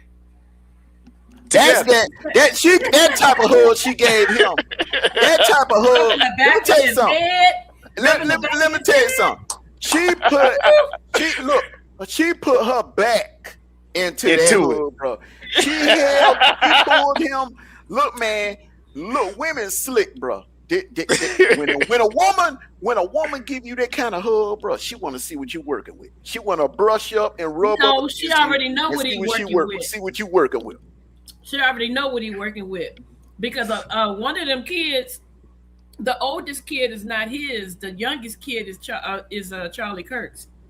The oldest kid is not Charlie Kirk's. But I'm telling you this right here. When that picture came out, Kirk was talking about leaving her too. He was talking about leaving her. But that picture came. Hey, look, man. Hey, can't be mad at old JD. JD a chick magnet now. women love JD. Look, man, Charlie Kirk ain't nowhere near the level of JD Vance now. If they was to walk into a bar together, if Charlie Kirk, I ain't trying to talk about the dead, but God understand what the point I'm trying to make. If Charlie Kirk was to walk into a bar, if he was a single man and JD Vance was a single man, they both walked into a singles bar. Charlie Kirk. JD Vance would get the attention. I'll talk to Charlie Kirk. But I'm gonna say this right. You always like to do the opposite. You go the opposite route, man. Yeah, but have y'all seen picture of what she been wearing lately? She always had dressed like that, bro. She always had dressed. Remember, she's an actress, and she was she used to do those pageants. She's always, been kind of provocative. Yeah, and I'm gonna say this right here. Did y'all see Jamal Bryant's wife's dress? Good. Ain't she a little? How young is she? Automatic Jesus. How young is she? Woo! How young is she? How old is she? They gotta be. You know what, man? I think she might be a couple of years younger than him, but I did not know she was a doctor. You did? That lady is a doctor. Yeah. Damn. But you know what I heard though. I'll tell you this right here. Okay. This is what I heard allegedly. All this is allegedly now. Mm-hmm. Don't let your man or woman work at a warehouse. And if your woman or your man work at the hospital, them long hours. Yeah, nurse. You know where I'm going with it. Yeah, the nurses. Yeah, I've seen them TikTok them same. The hell, I done sent you some links. Where them dudes, Wait a minute. What's happening? Find out they girlfriend and wife cheating on them. They were nurses. They be working them late night shifts. Not me. Oh, you heard? Yeah, I know what you're talking about. The warehouse guy. I done. Shit, I don't know. Hold on. Take them in that trailer. Mondo, you say what in the warehouse in the trailer? Yeah. During lunch break, cause everybody would leave. Everybody would leave and go to the Waffle House for lunch, and we would just shit. We didn't go eat. We would just stay back, go back in the damn trailers and smash. I got a question for y'all. Do you think female police officer like bad boys and me and that lot? Hell yeah. That's another one too. I would never marry no female police officer because you better believe she getting smashed either by her partner. That's a male. Because one thing, you never see them putting two females together. If a female is a beat cop, a uniform cop, they're gonna always put her with a dude. Her partner gonna be a dude. So that's like a work husband. You got to watch out for that. Okay, don't work husband. Work boyfriend, work girlfriend, work wife. Yep. And then if her partner, her patrol partner ain't smashing her, one of them dope boys or one of them street dudes smashing her. I got there's another right here. If I seen a whole lot of videos, I don't know if it's skits, whatever. A lot of I ain't seen no black men or women finding their partner's Tinder account. Tinder account? Huh? Yeah. Finding their partner's Tinder account, putting it up. Like a refrigerator. Hey, showing the Tinder account in front of the mother and all that stuff. I'm like, wonder where they do this at. Wow. Boy, it's a whole lot going on in the world, bro. You got a lot of dudes walking around here. They wives and girlfriends got OnlyFans and they don't even know it. They got an OnlyFans account. When they go to work, like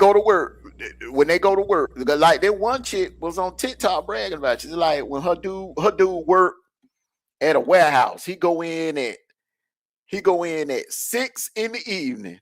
So if he got to clock in at 6, he leaving the house at 5:30. And he don't clock out till 6 in the morning, which means he ain't getting home to about 7 something. Shit. Hold on, y'all.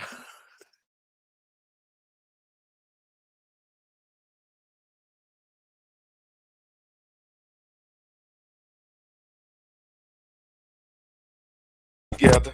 Like I said, this world don't got crazy. This world don't got crazy. I wonder what some of these men and women, what can you do for me? You not making this right here. You give it broke energy. You feel what I'm saying? Nobody there? It's crazy. It's crazy these days. And we know some of these folks, some of these celebrities got some background, sketchy background. We already know all of that. We already know that. But plotting against your own people, your own kind, it's always your own kind of do that way. Men and women on both sides. I hear you. I'm sorry. No, what I was trying to explain to Armando is with Clarissa Shields, not to go back to her. I understand everybody has a past. Everybody has a past. I have a past. You have a past. Mondo makes me laugh every time he talks about it. Everybody got a past. Oh, you want to talk about Oprah? Okay. And so my thing is this. I understand Mondo made a lot of good points. But my thing is this. Clarissa Shields, I never heard of her until this Remy Ma and Papoose situation. Never heard of her. a lot of people are saying the same things.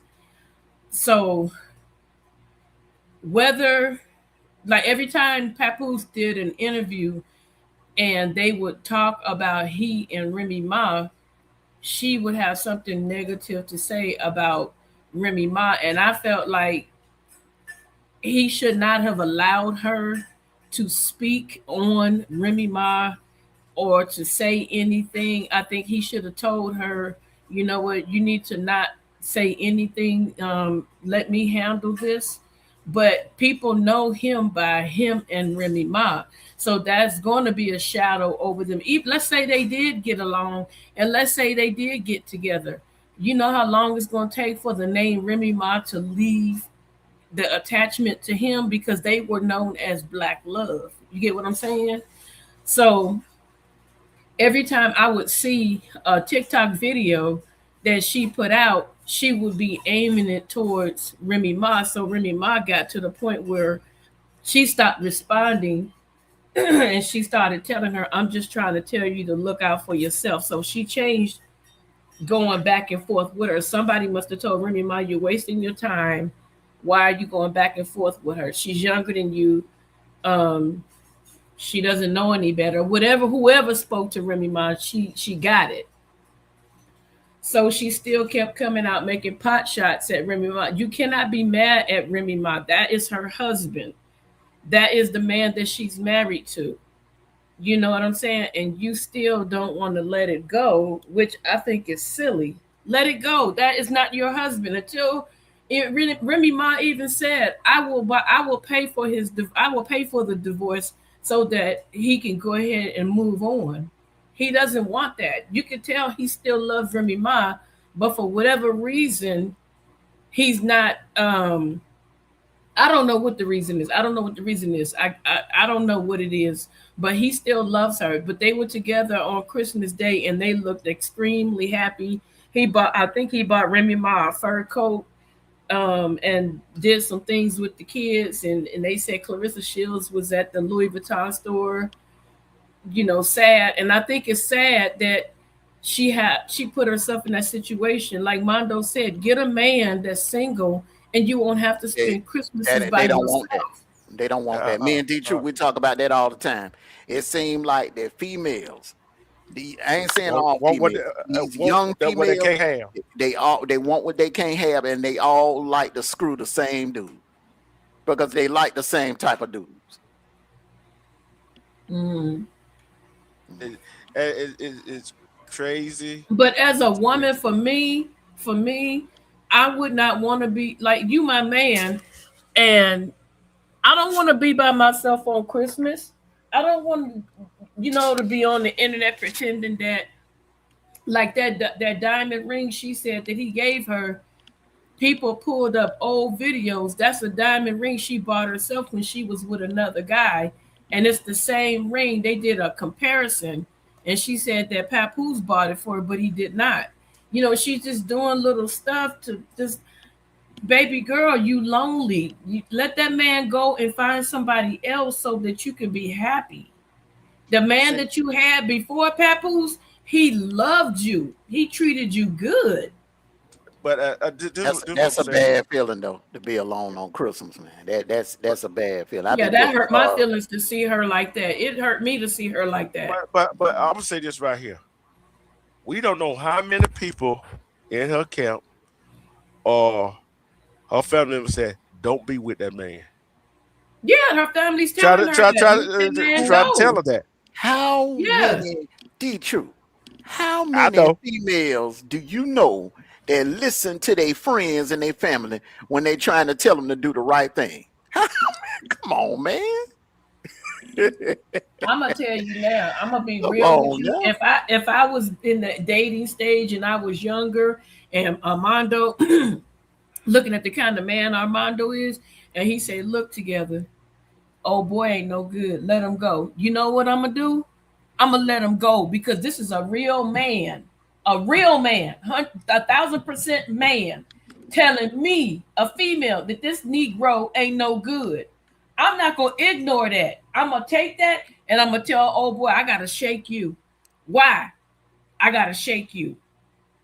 And every dude after that, I will bring around Armando to help me see something that I may not see that he see. And that's what a lot of women need to do. They need to get a good person that's a real man.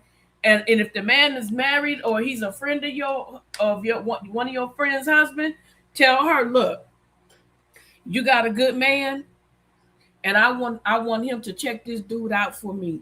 I want him to tell me what he see. I'm gonna bring dude around, and I want you to check this dude out. And if you tell me you see some things, he gotta go. That's what women need to do.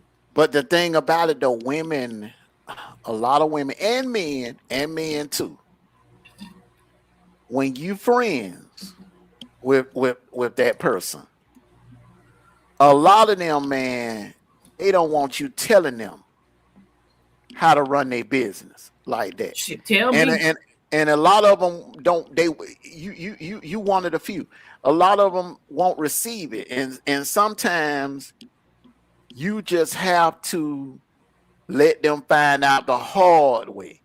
Like, okay, I ain't gonna call no name, but I had a friend back home that tried to tell me, tried to talk some sense into me, and I didn't listen.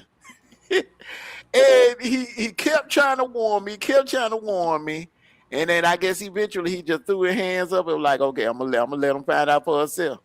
Hey, and then the day I found out, walked the Green Mile. He walked the Green Mile, boss. That day I walked that Green Mile after finding out, or after what's the Green Mile? That Green Mile is when you pop up at your girl house.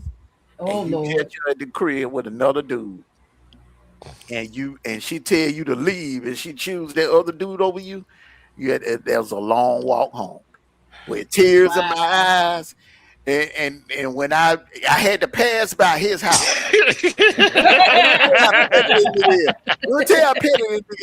Instead of being like, oh man, it's, hey man, look man, it's other women out here, man. Don't let it get you down. He's sitting there eating a bowl of ramen noodles, laughing. Standing I tried to tell you, wagging his finger at me. I tried to tell you, Emma. I tried to tell you. To me. But together, the funny part about it, I wasn't the only one laughing at it. Oh Lord. But you know what though? But me and him both have been on that end where it was where the roles had reversed as we got older, and he was in a situation. I tried to tell him, tried to warn him. He didn't want to hear it. But me and him both kind of hard headed. You know what I'm saying? Yeah. He's Virgo, I'm a Taurus. Them two signs we stuck in our ways. But so I say that to say this together. Everybody won't receive it the same. Right. So you can't. I wouldn't advise, like, okay, say me and D Truth. Okay, say if D Truth, they're just a hypothetical now. Say if you were single, okay, and a dude that you just met was a nice guy, and you came to us bragging to him about it, and then you show a picture of him on the phone to both of us. Mm-hmm. I don't know anything about him, but D Truth done seen him out with another female. Right. If he told me that, I will believe him. Yeah, you take it's a risk, because see, here's the thing: when you go to that dude to confront him, he can haul off and say something like, "Well, how you know D Truth ain't saying that because he wants you for himself?" I wouldn't tell him D Truth told me. That's why like one time, I was dating this guy. They don't want to see some receipts. Listen, a whole bunch of my homegirls, they were like, come to the party. I'm like, no, I don't want to come to the party. They were trying to get me to come to the party because my dude was there with another girl. And so one of the guys that was my friend, I knew he was a quiet type. And the next day he like can I tell you something? I'm like, what's up? He was like, the reason why they wanted you to come to the party is because James was at the party with another girl. I said, okay. And he was like, that's it? I'm like, yeah, okay. And next thing you know, like a month later, they saw me. They were like, hey, girl, what you doing? I said, oh, I'm out here shopping. They were like, where old boy at? I said, I said, such and such told me that he saw him at the party with another girl. So I let him and that other girl be together. That's all it took. Especially if you got a man that care about you and you know he ain't trying. And even if he was trying to smash, he still have feelings for you where he don't want to see you get hurt. So I'm going to take that and I'm going to listen to that and I'm going to move forward. And I move forward, come to find out that girl was, they said that he ran her through the ringer. He had another girl with her and her and her. And I'm like, I wasn't about to be in no harem. The only thing about it, see, me personally, I'm gonna always give you a warning or let you know. But the thing about it is, and I tell anybody, you know, that if you in that situation where you got some info and you want to prevent someone that you care about, someone that you love and care about, from going down the road or making a mistake or putting themselves in a situation that will cause them even more hurt. Right. Your approach has to be in a certain way where when you deliver the message, that it has to resonate. Mm-hmm. Because if it doesn't, it's going to go in one ear, not the other, and they're going to keep going with that person. And the thing about it is, man, you know, like, everybody don't receive things the same way. You're not see, you ain't really hard-headed. See, but the other people would be hard-headed. And those type of people, I tend to fall back and I like, look, I'm just gonna let them find out on their own. They just gotta see it and find out on their own. And then when they find out, when the chips fall, I'll be there. I'll be there to console them. But sometimes some people just gotta let them. They gotta learn the hard way because they're not gonna listen. Mm-hmm. Exactly. I tried to tell somebody that last year.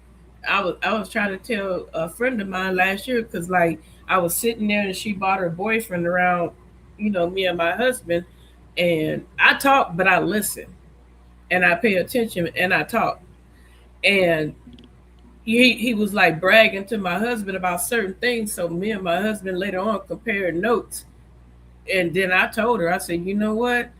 I said, you need to just go and pack his stuff up and send him on his merry way. I said, he ain't sleeping with the girl yet.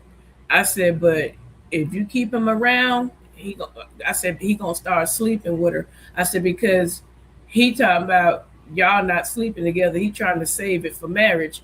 I said, that's BS when y'all was going hot and heavy a month ago.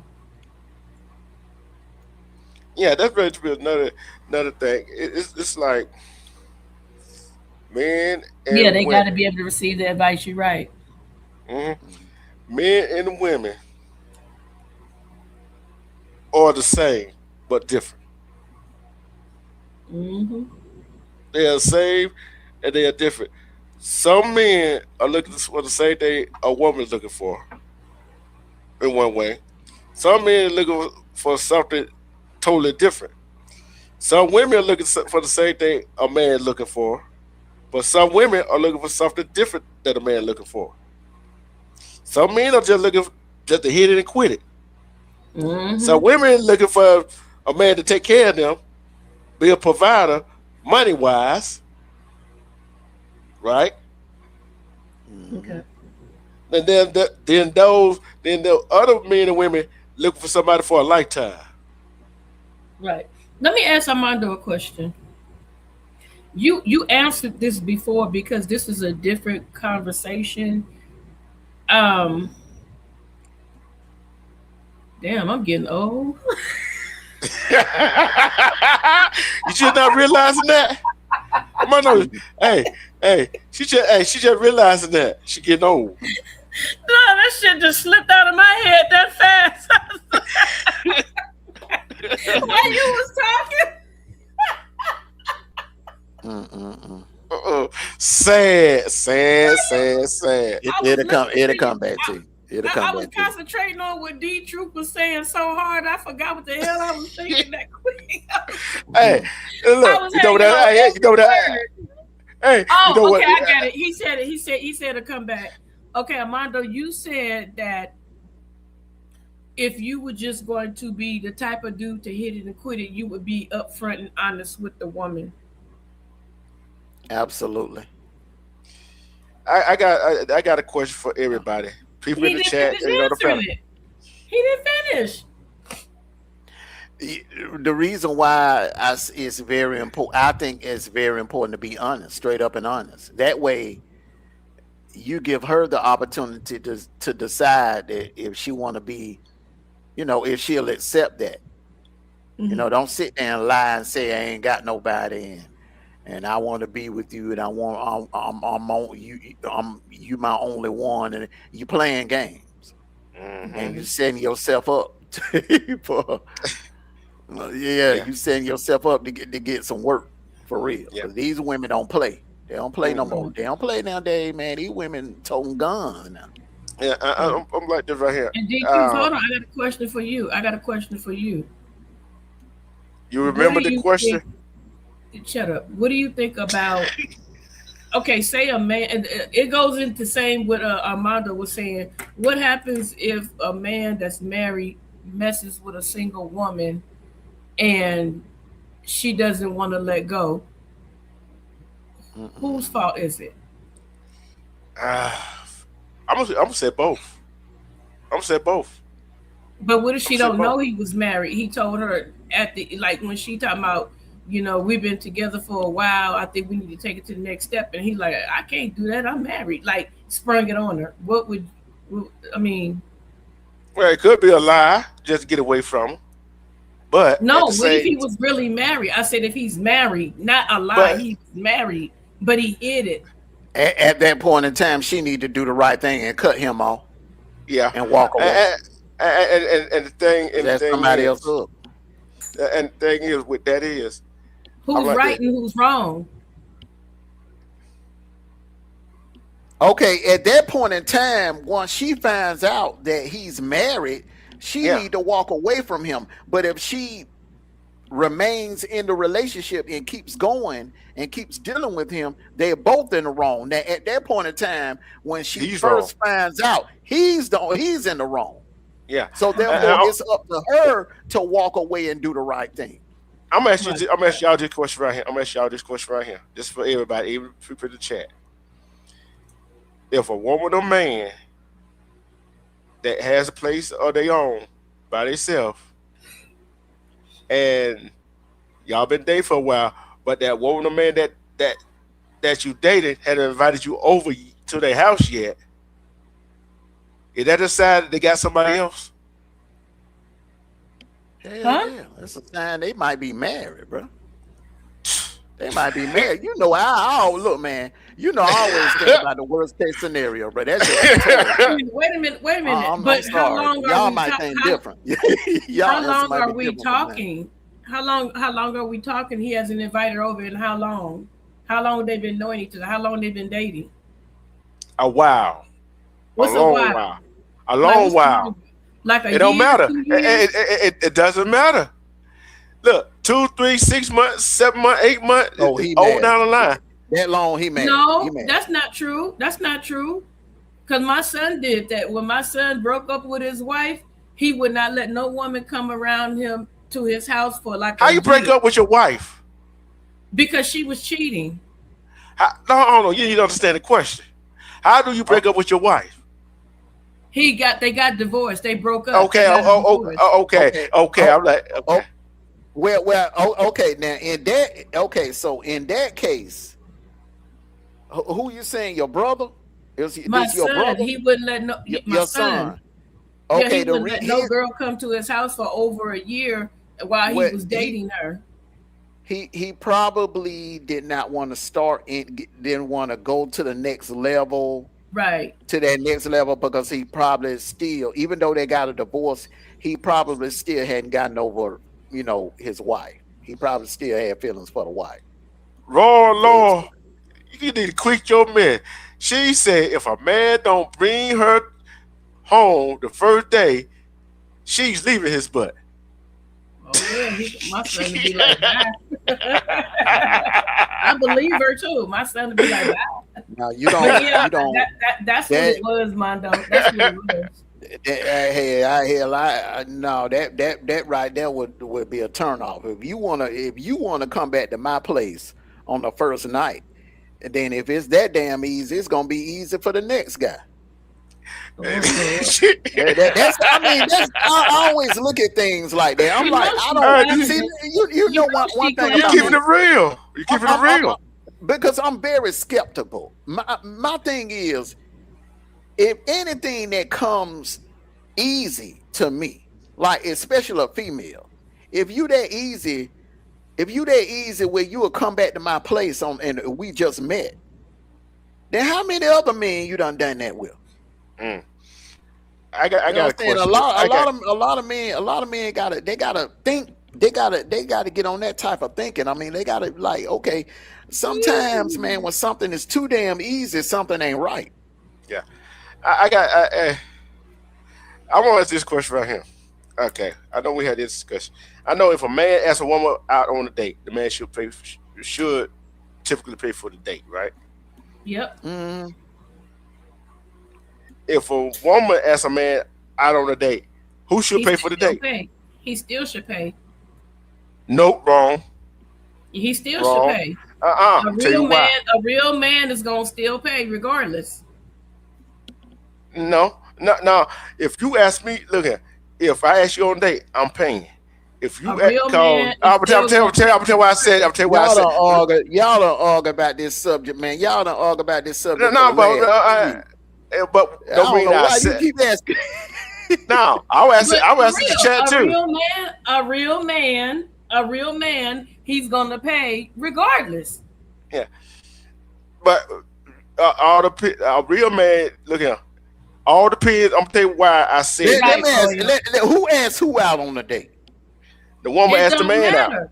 The man asked the woman asked the man. The woman asked the man out on date. I'm gonna tell you, I can't speak for no other man, but anytime a female, when I was single, anytime a female asked me out on a date, she would let it be known off the top. Look, it's everything on me. Yep. Everything on her. She took care of it. You know what I'm saying? She took me out. Yeah. If she asked me out, she took, hey, you want to go? Hey, you want to go to lunch? Yeah, okay. It's on me. I got you. Okay. Mm-hmm. Yeah. That's all I'm saying. And you don't go all out about all everything on the doggone menu. Your ass is stingy. Do you bring your kids or your friend on the date? Hell no, I ain't bringing my no. If me and my wife going out on a date, we ain't double date. You ain't coming along, bro. Huh? You ain't coming along. You'll see some video where a female and man brought their friend along on the date, on the first date. What kind of impression? Well, what kind of first impression? Look, women do that. Like, okay. And remember, I told you, man. Look, a lot of women do that, man, because they. Okay, so if they go out with you, okay, so you ask a female out on a date, mm-hmm. and they don't know anything about you. They don't know nothing about you. Sometimes they will ask their female friend if they ain't got nothing to do to come along. Yeah. You know what I'm saying? Because they will feel more comfortable if the female come with them. You know, first time me and Jamal's mom went out, she brought her best friend with her on our first date. I didn't mind. I paid for both. I paid for the ticket. I didn't mind. You know what I'm saying? Because if it's the first date, you know, me, I'm like this, man. I would do whatever it would take to make you feel comfortable. And if you feel comfortable bringing your friend along on the first date, then, you know, so be it. But should a man be obligated to pay for the friend food? It depends on the individual. Yeah, I did it because I had it and I didn't mind. Yeah. But usually the friend would cover her own ticket. They usually Should cover our own ticket, right? Should. Yeah, should. The friend, yeah, but a lot of me personally, I'm gonna take care of the whole ticket. I'm gonna take care of the whole bill. That's just me. But usually when a female bring her friend with her to the date, she will let her know in advance, hey, when the waiter come, we're gonna ask for a separate ticket. Because I've seen it go down like that. I have too. And it's only for safety purposes, D-Truth, because sometimes women will go out with these dudes and these dudes already have the idea they gonna smash, and the woman would be like, nah, and then they get aggressive. That way the woman will feel more protected. You know what I'm saying? It's not it's like dudes have sick minds. That man ain't that wrong with her friend with on the first date. Now the second and the third, now y'all it should be one-on-one. But on that first date, I can see high school girls do that. Like when they go out on their first date, they had to take the sister with them on the first date. But the thing is, I did what I'm trying to get at. Should the woman let the man know she bring her best friend on the first date? Should he know, or should she just pop up with her best friend? Well, anytime I was in a situation like that, I was told in advance, hey, I was asked, is it okay if my friend come along? And I would be like, yeah, because I don't want the female to feel uncomfortable. So if she feels more comfortable with her friend coming along on the first date, I don't mind. I never had a problem with that. Yeah. What if you on your first date, she on all kind of stuff and it costs more than yours? Who? The woman. Talking about the one that I asked out on a date. Yeah. Yeah. What she ordered a whole bunch of this other stuff and you're not expecting her to order that much. Man, you gotta always be prepared. Yeah.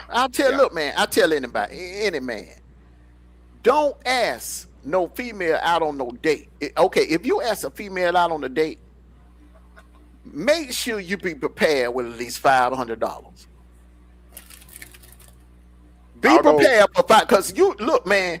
Everybody ain't got the same taste. Like, say, like when I go to Papa Do's, I'm gonna tell you what I get at Papa Do's. Y'all gonna laugh. This is what I order at Papa Do's. Hey, I could call Lisa in here right now. She'll tell you. I order a bowl of gumbo, a big bowl of gumbo. Some of them little biscuits. Them biscuits be good at Papa Do's too. So them biscuits, a big bowl of gumbo, and that right there will fill me up. Big bowl of gumbo and rice, that will fill me up. So, but most people when they go to Papa Do's, man, they want the seafood boil, or they may want the lobster dish, or steak and lobster, or something like that. That's probably gonna run you like about 100 and something. 150 or something like that. Her plate will probably, if she like steak, lobster, and gonna want a dessert and probably want some wine and something to drink or something like that. Her part of her ticket might be 100 or something. That bowl of gumbo for me might be like 30. I'll have a seafood boil and a soda, and I'll be straight. Yeah, man. That's it. Women tend to eat more expensive than men anyway. If you go to a female's house, and you look at her refrigerator, the items in her refrigerator are a little more expensive. When you go to a man's house, you go to some cold cuts, some bread, mayonnaise. You know what I'm saying? You gonna Roman noodles. You know what I'm saying? You gonna see that. But women eat more expensive than men. Look, it's always been like that, man. Hey, don't look at the chat. Roll is cutting up in the chat tonight. She is cutting up in the chat tonight. Let me tell you, hey, Roy, you can't let everybody cook for you. You can't let everybody cook for you. Cause see, this dude, look, here you gotta be careful with that stuff. Cause see, he might be the type of person that go overboard with the butter, the spices, and you goddamn on the stool all night, or you goddamn got heartburn all night. Bubble guts. Be careful. Go to work the next day with bubble guts. Yep, bubble guts for real. But I'm gonna say this, man. You gotta be careful. You gotta be careful eating everybody's food. At least when you know you go to a nice 5-star restaurant. Okay, if you get sick there, you can sue there. Cause you had a receipt and everything. You just go get you a damn lawyer. You can sue the hell out there. Oh boy, she cut up in the chat tonight. She was cutting up. Hey, that little shopping spree she had today, she got home from. She on one tonight. Don't you think together?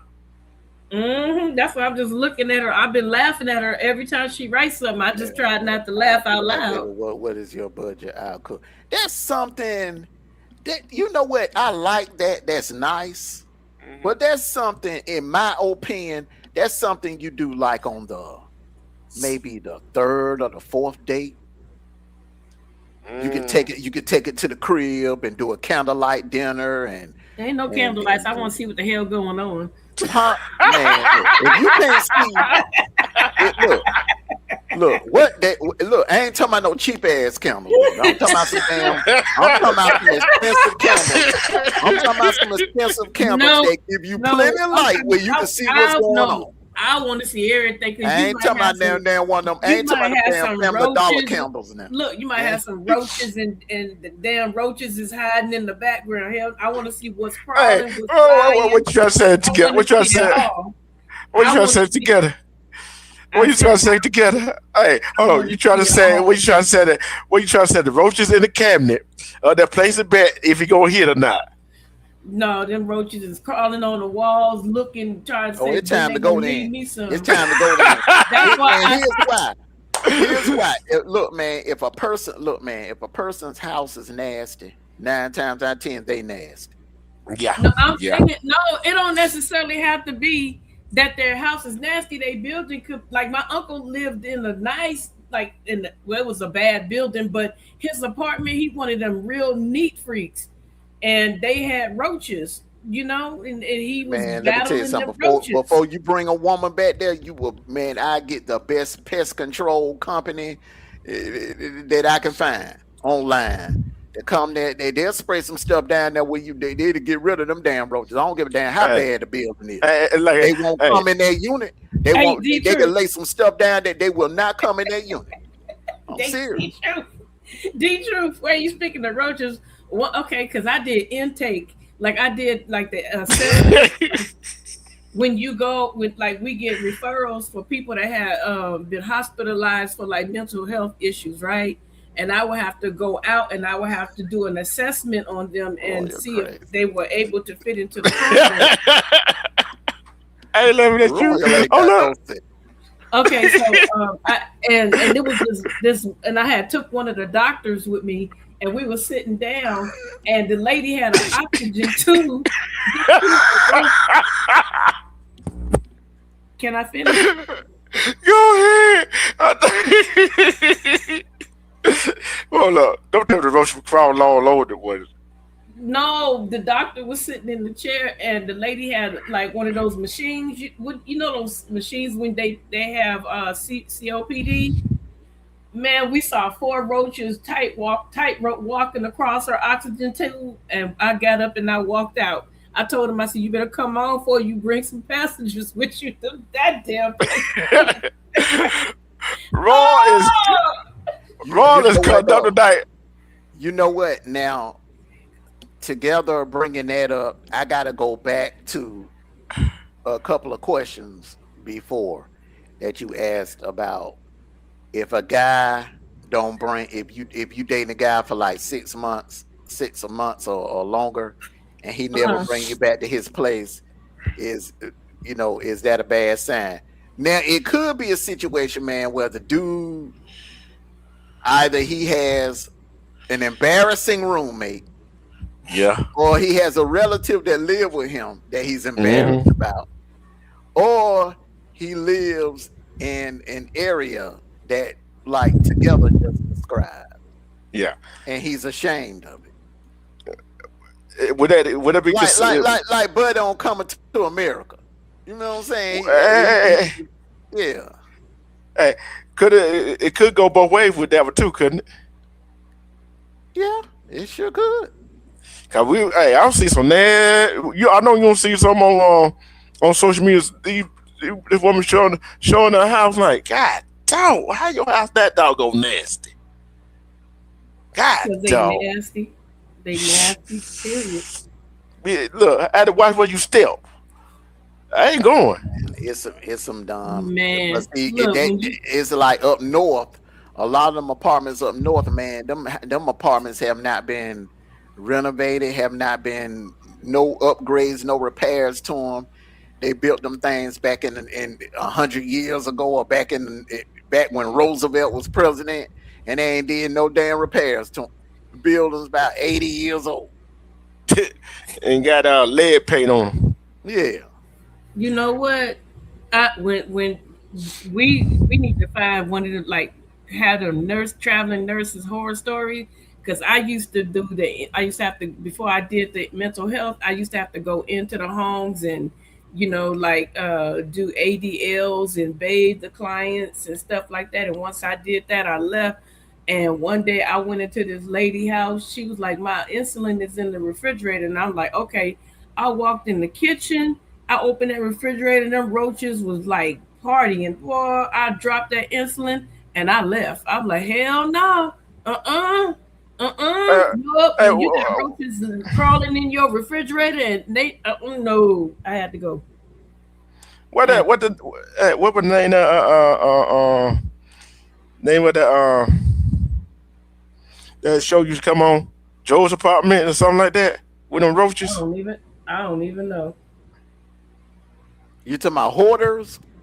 I think it used to come on Fox, NBC, something like that. I think it was a cartoon. I think it was Joe's Apartment with them roaches. They always go hide, and when he come home, high five me. Did you say something stupid? You know what I'm saying? I'm like, oh boy, that's crazy. You go down there to South Georgia, to Statesboro and Brunswick and Bainbridge. Man, them damn roaches don't be crawling down there. They fly. Flying roaches. They got flying roaches. Yep, I seen them. They got them in DC. Them jokers look like bats. They be flying around like that. Try to step on you want to. Hey, look here. You can't hardly kill them. Hell no. They fast. Mm-hmm. They fast. Have you seen kangaroo rats? Mm. No? I ain't never seen no kangaroo rat. Man, them bastards can jump. I mean, they fast too. They jump far. Just look they faster than them sewer rats. Man, they jump fast. They run fast and they jump fast, and they jump a long distance. That's why they call them kangaroo rats. Them bastards is fast. But I tell you, that's what bats are. Bats ain't nothing but flying rats.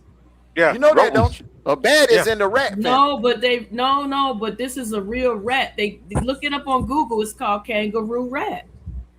I believe you. Sure. Hey, yeah, they're all in DC and Maryland and stuff. That's the first time I seen them when I went into Maryland. I was like, oh no, because I grew up out there. I bet y'all had some screen doors and doors. Oh yeah, we had screen doors. You gotta have screen doors to keep them bad out.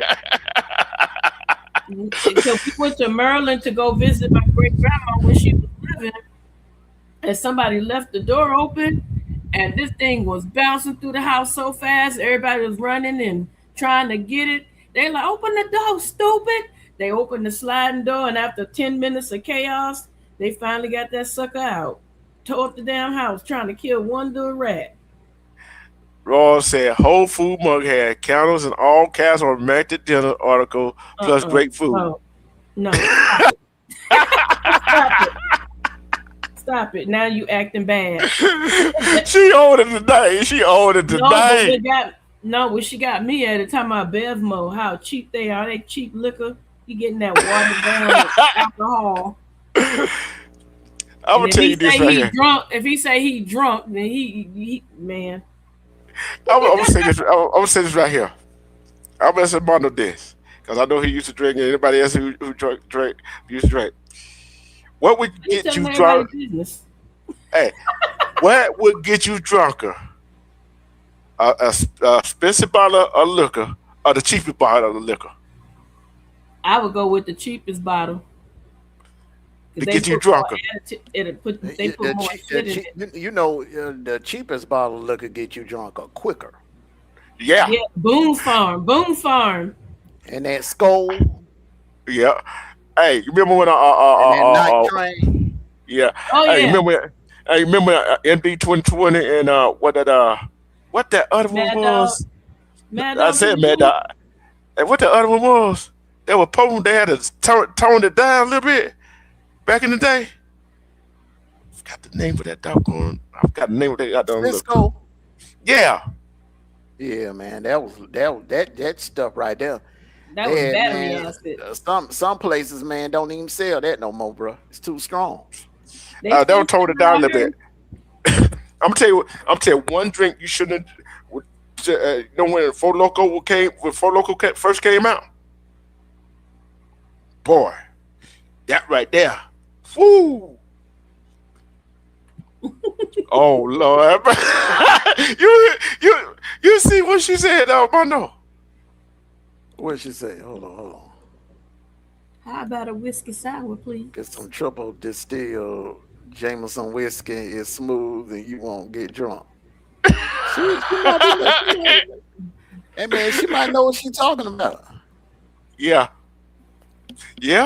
because I'm like, but back in the day, I think the alcohol these days now, they went down on percentage of alcohol in them now. You know what I'm saying?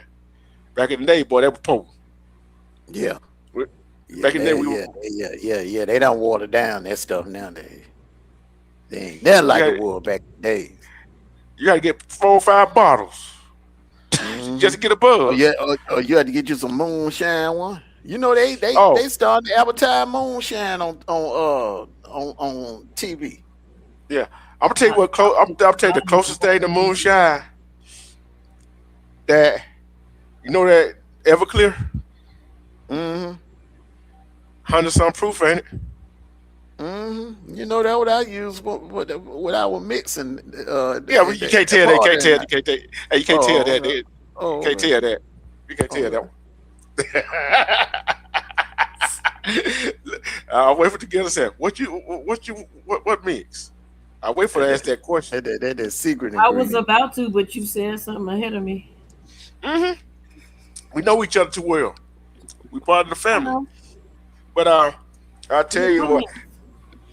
I told the story, right? The stepson was having a party. You know, the 32-ounce cup.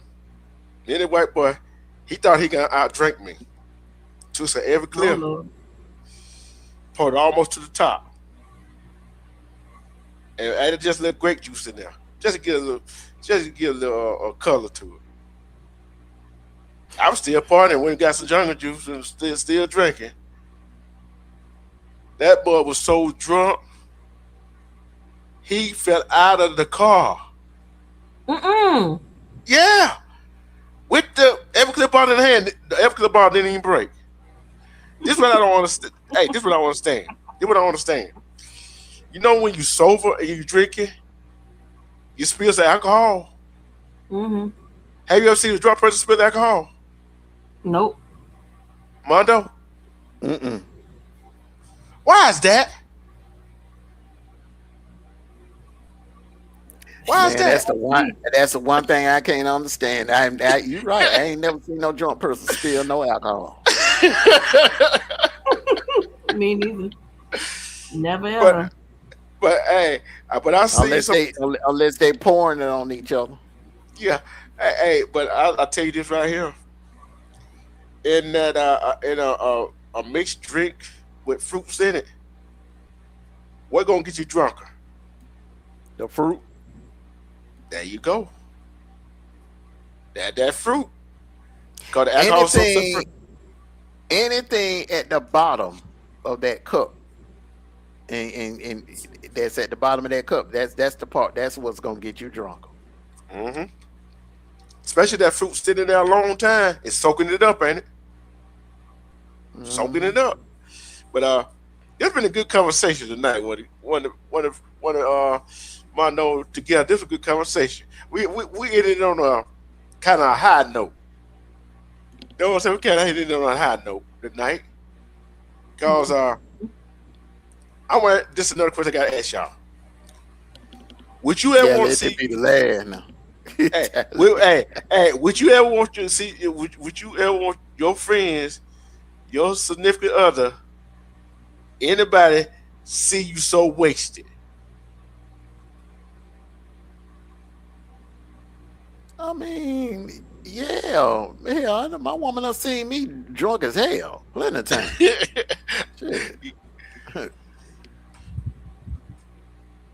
I know. yeah, they gonna see you drunk. Cause y'all go to New Year's parties and cookouts and stuff like that, man. They gonna have alcohol. Yeah, that's gonna happen. You ain't gonna see me drunk like that. You probably don't even drink. I do, but let me tell you what happened. When I called myself, I'm gonna get drunk. So I started drinking. Next thing you know, I woke up in bed like, what the hell? They said, nigga, you fell asleep after you was drinking. I get sleepy. I get sleepy when I drink a lot. You don't need to drink. You don't need to drink. You're one of the people that don't need to drink because you will pass the hell out. You won't know what's going on. I went to sleep. I was in the comfort of my own home. I was okay. I was with my family. You sleep too hard. You don't need no alcohol, man. We had to take her home, knock on doors, make sure her husband come and get her. And another thing, I don't drink when I'm out and about because you need to drink at home. You need to drink at home. You don't need to be. I drink at home. Yeah, you don't need to take. You don't need to take no drink at no cookout or at a bar or anywhere. Yeah, and here's another piece of word of advice for you: say, do not drink liquor through a straw. Wow. That'll get you drunk quick too. That'll get you drunk quick too. Sir. Yes, sir. That's why I got drunk quick. Because you taking it directly to the head when you're drinking it out that straw, especially them little thin straws. That's what I was drinking. I was drinking it out of a straw, and that's when I went to sleep. I was in Yeah. It is final thoughts and shout outs. Nope.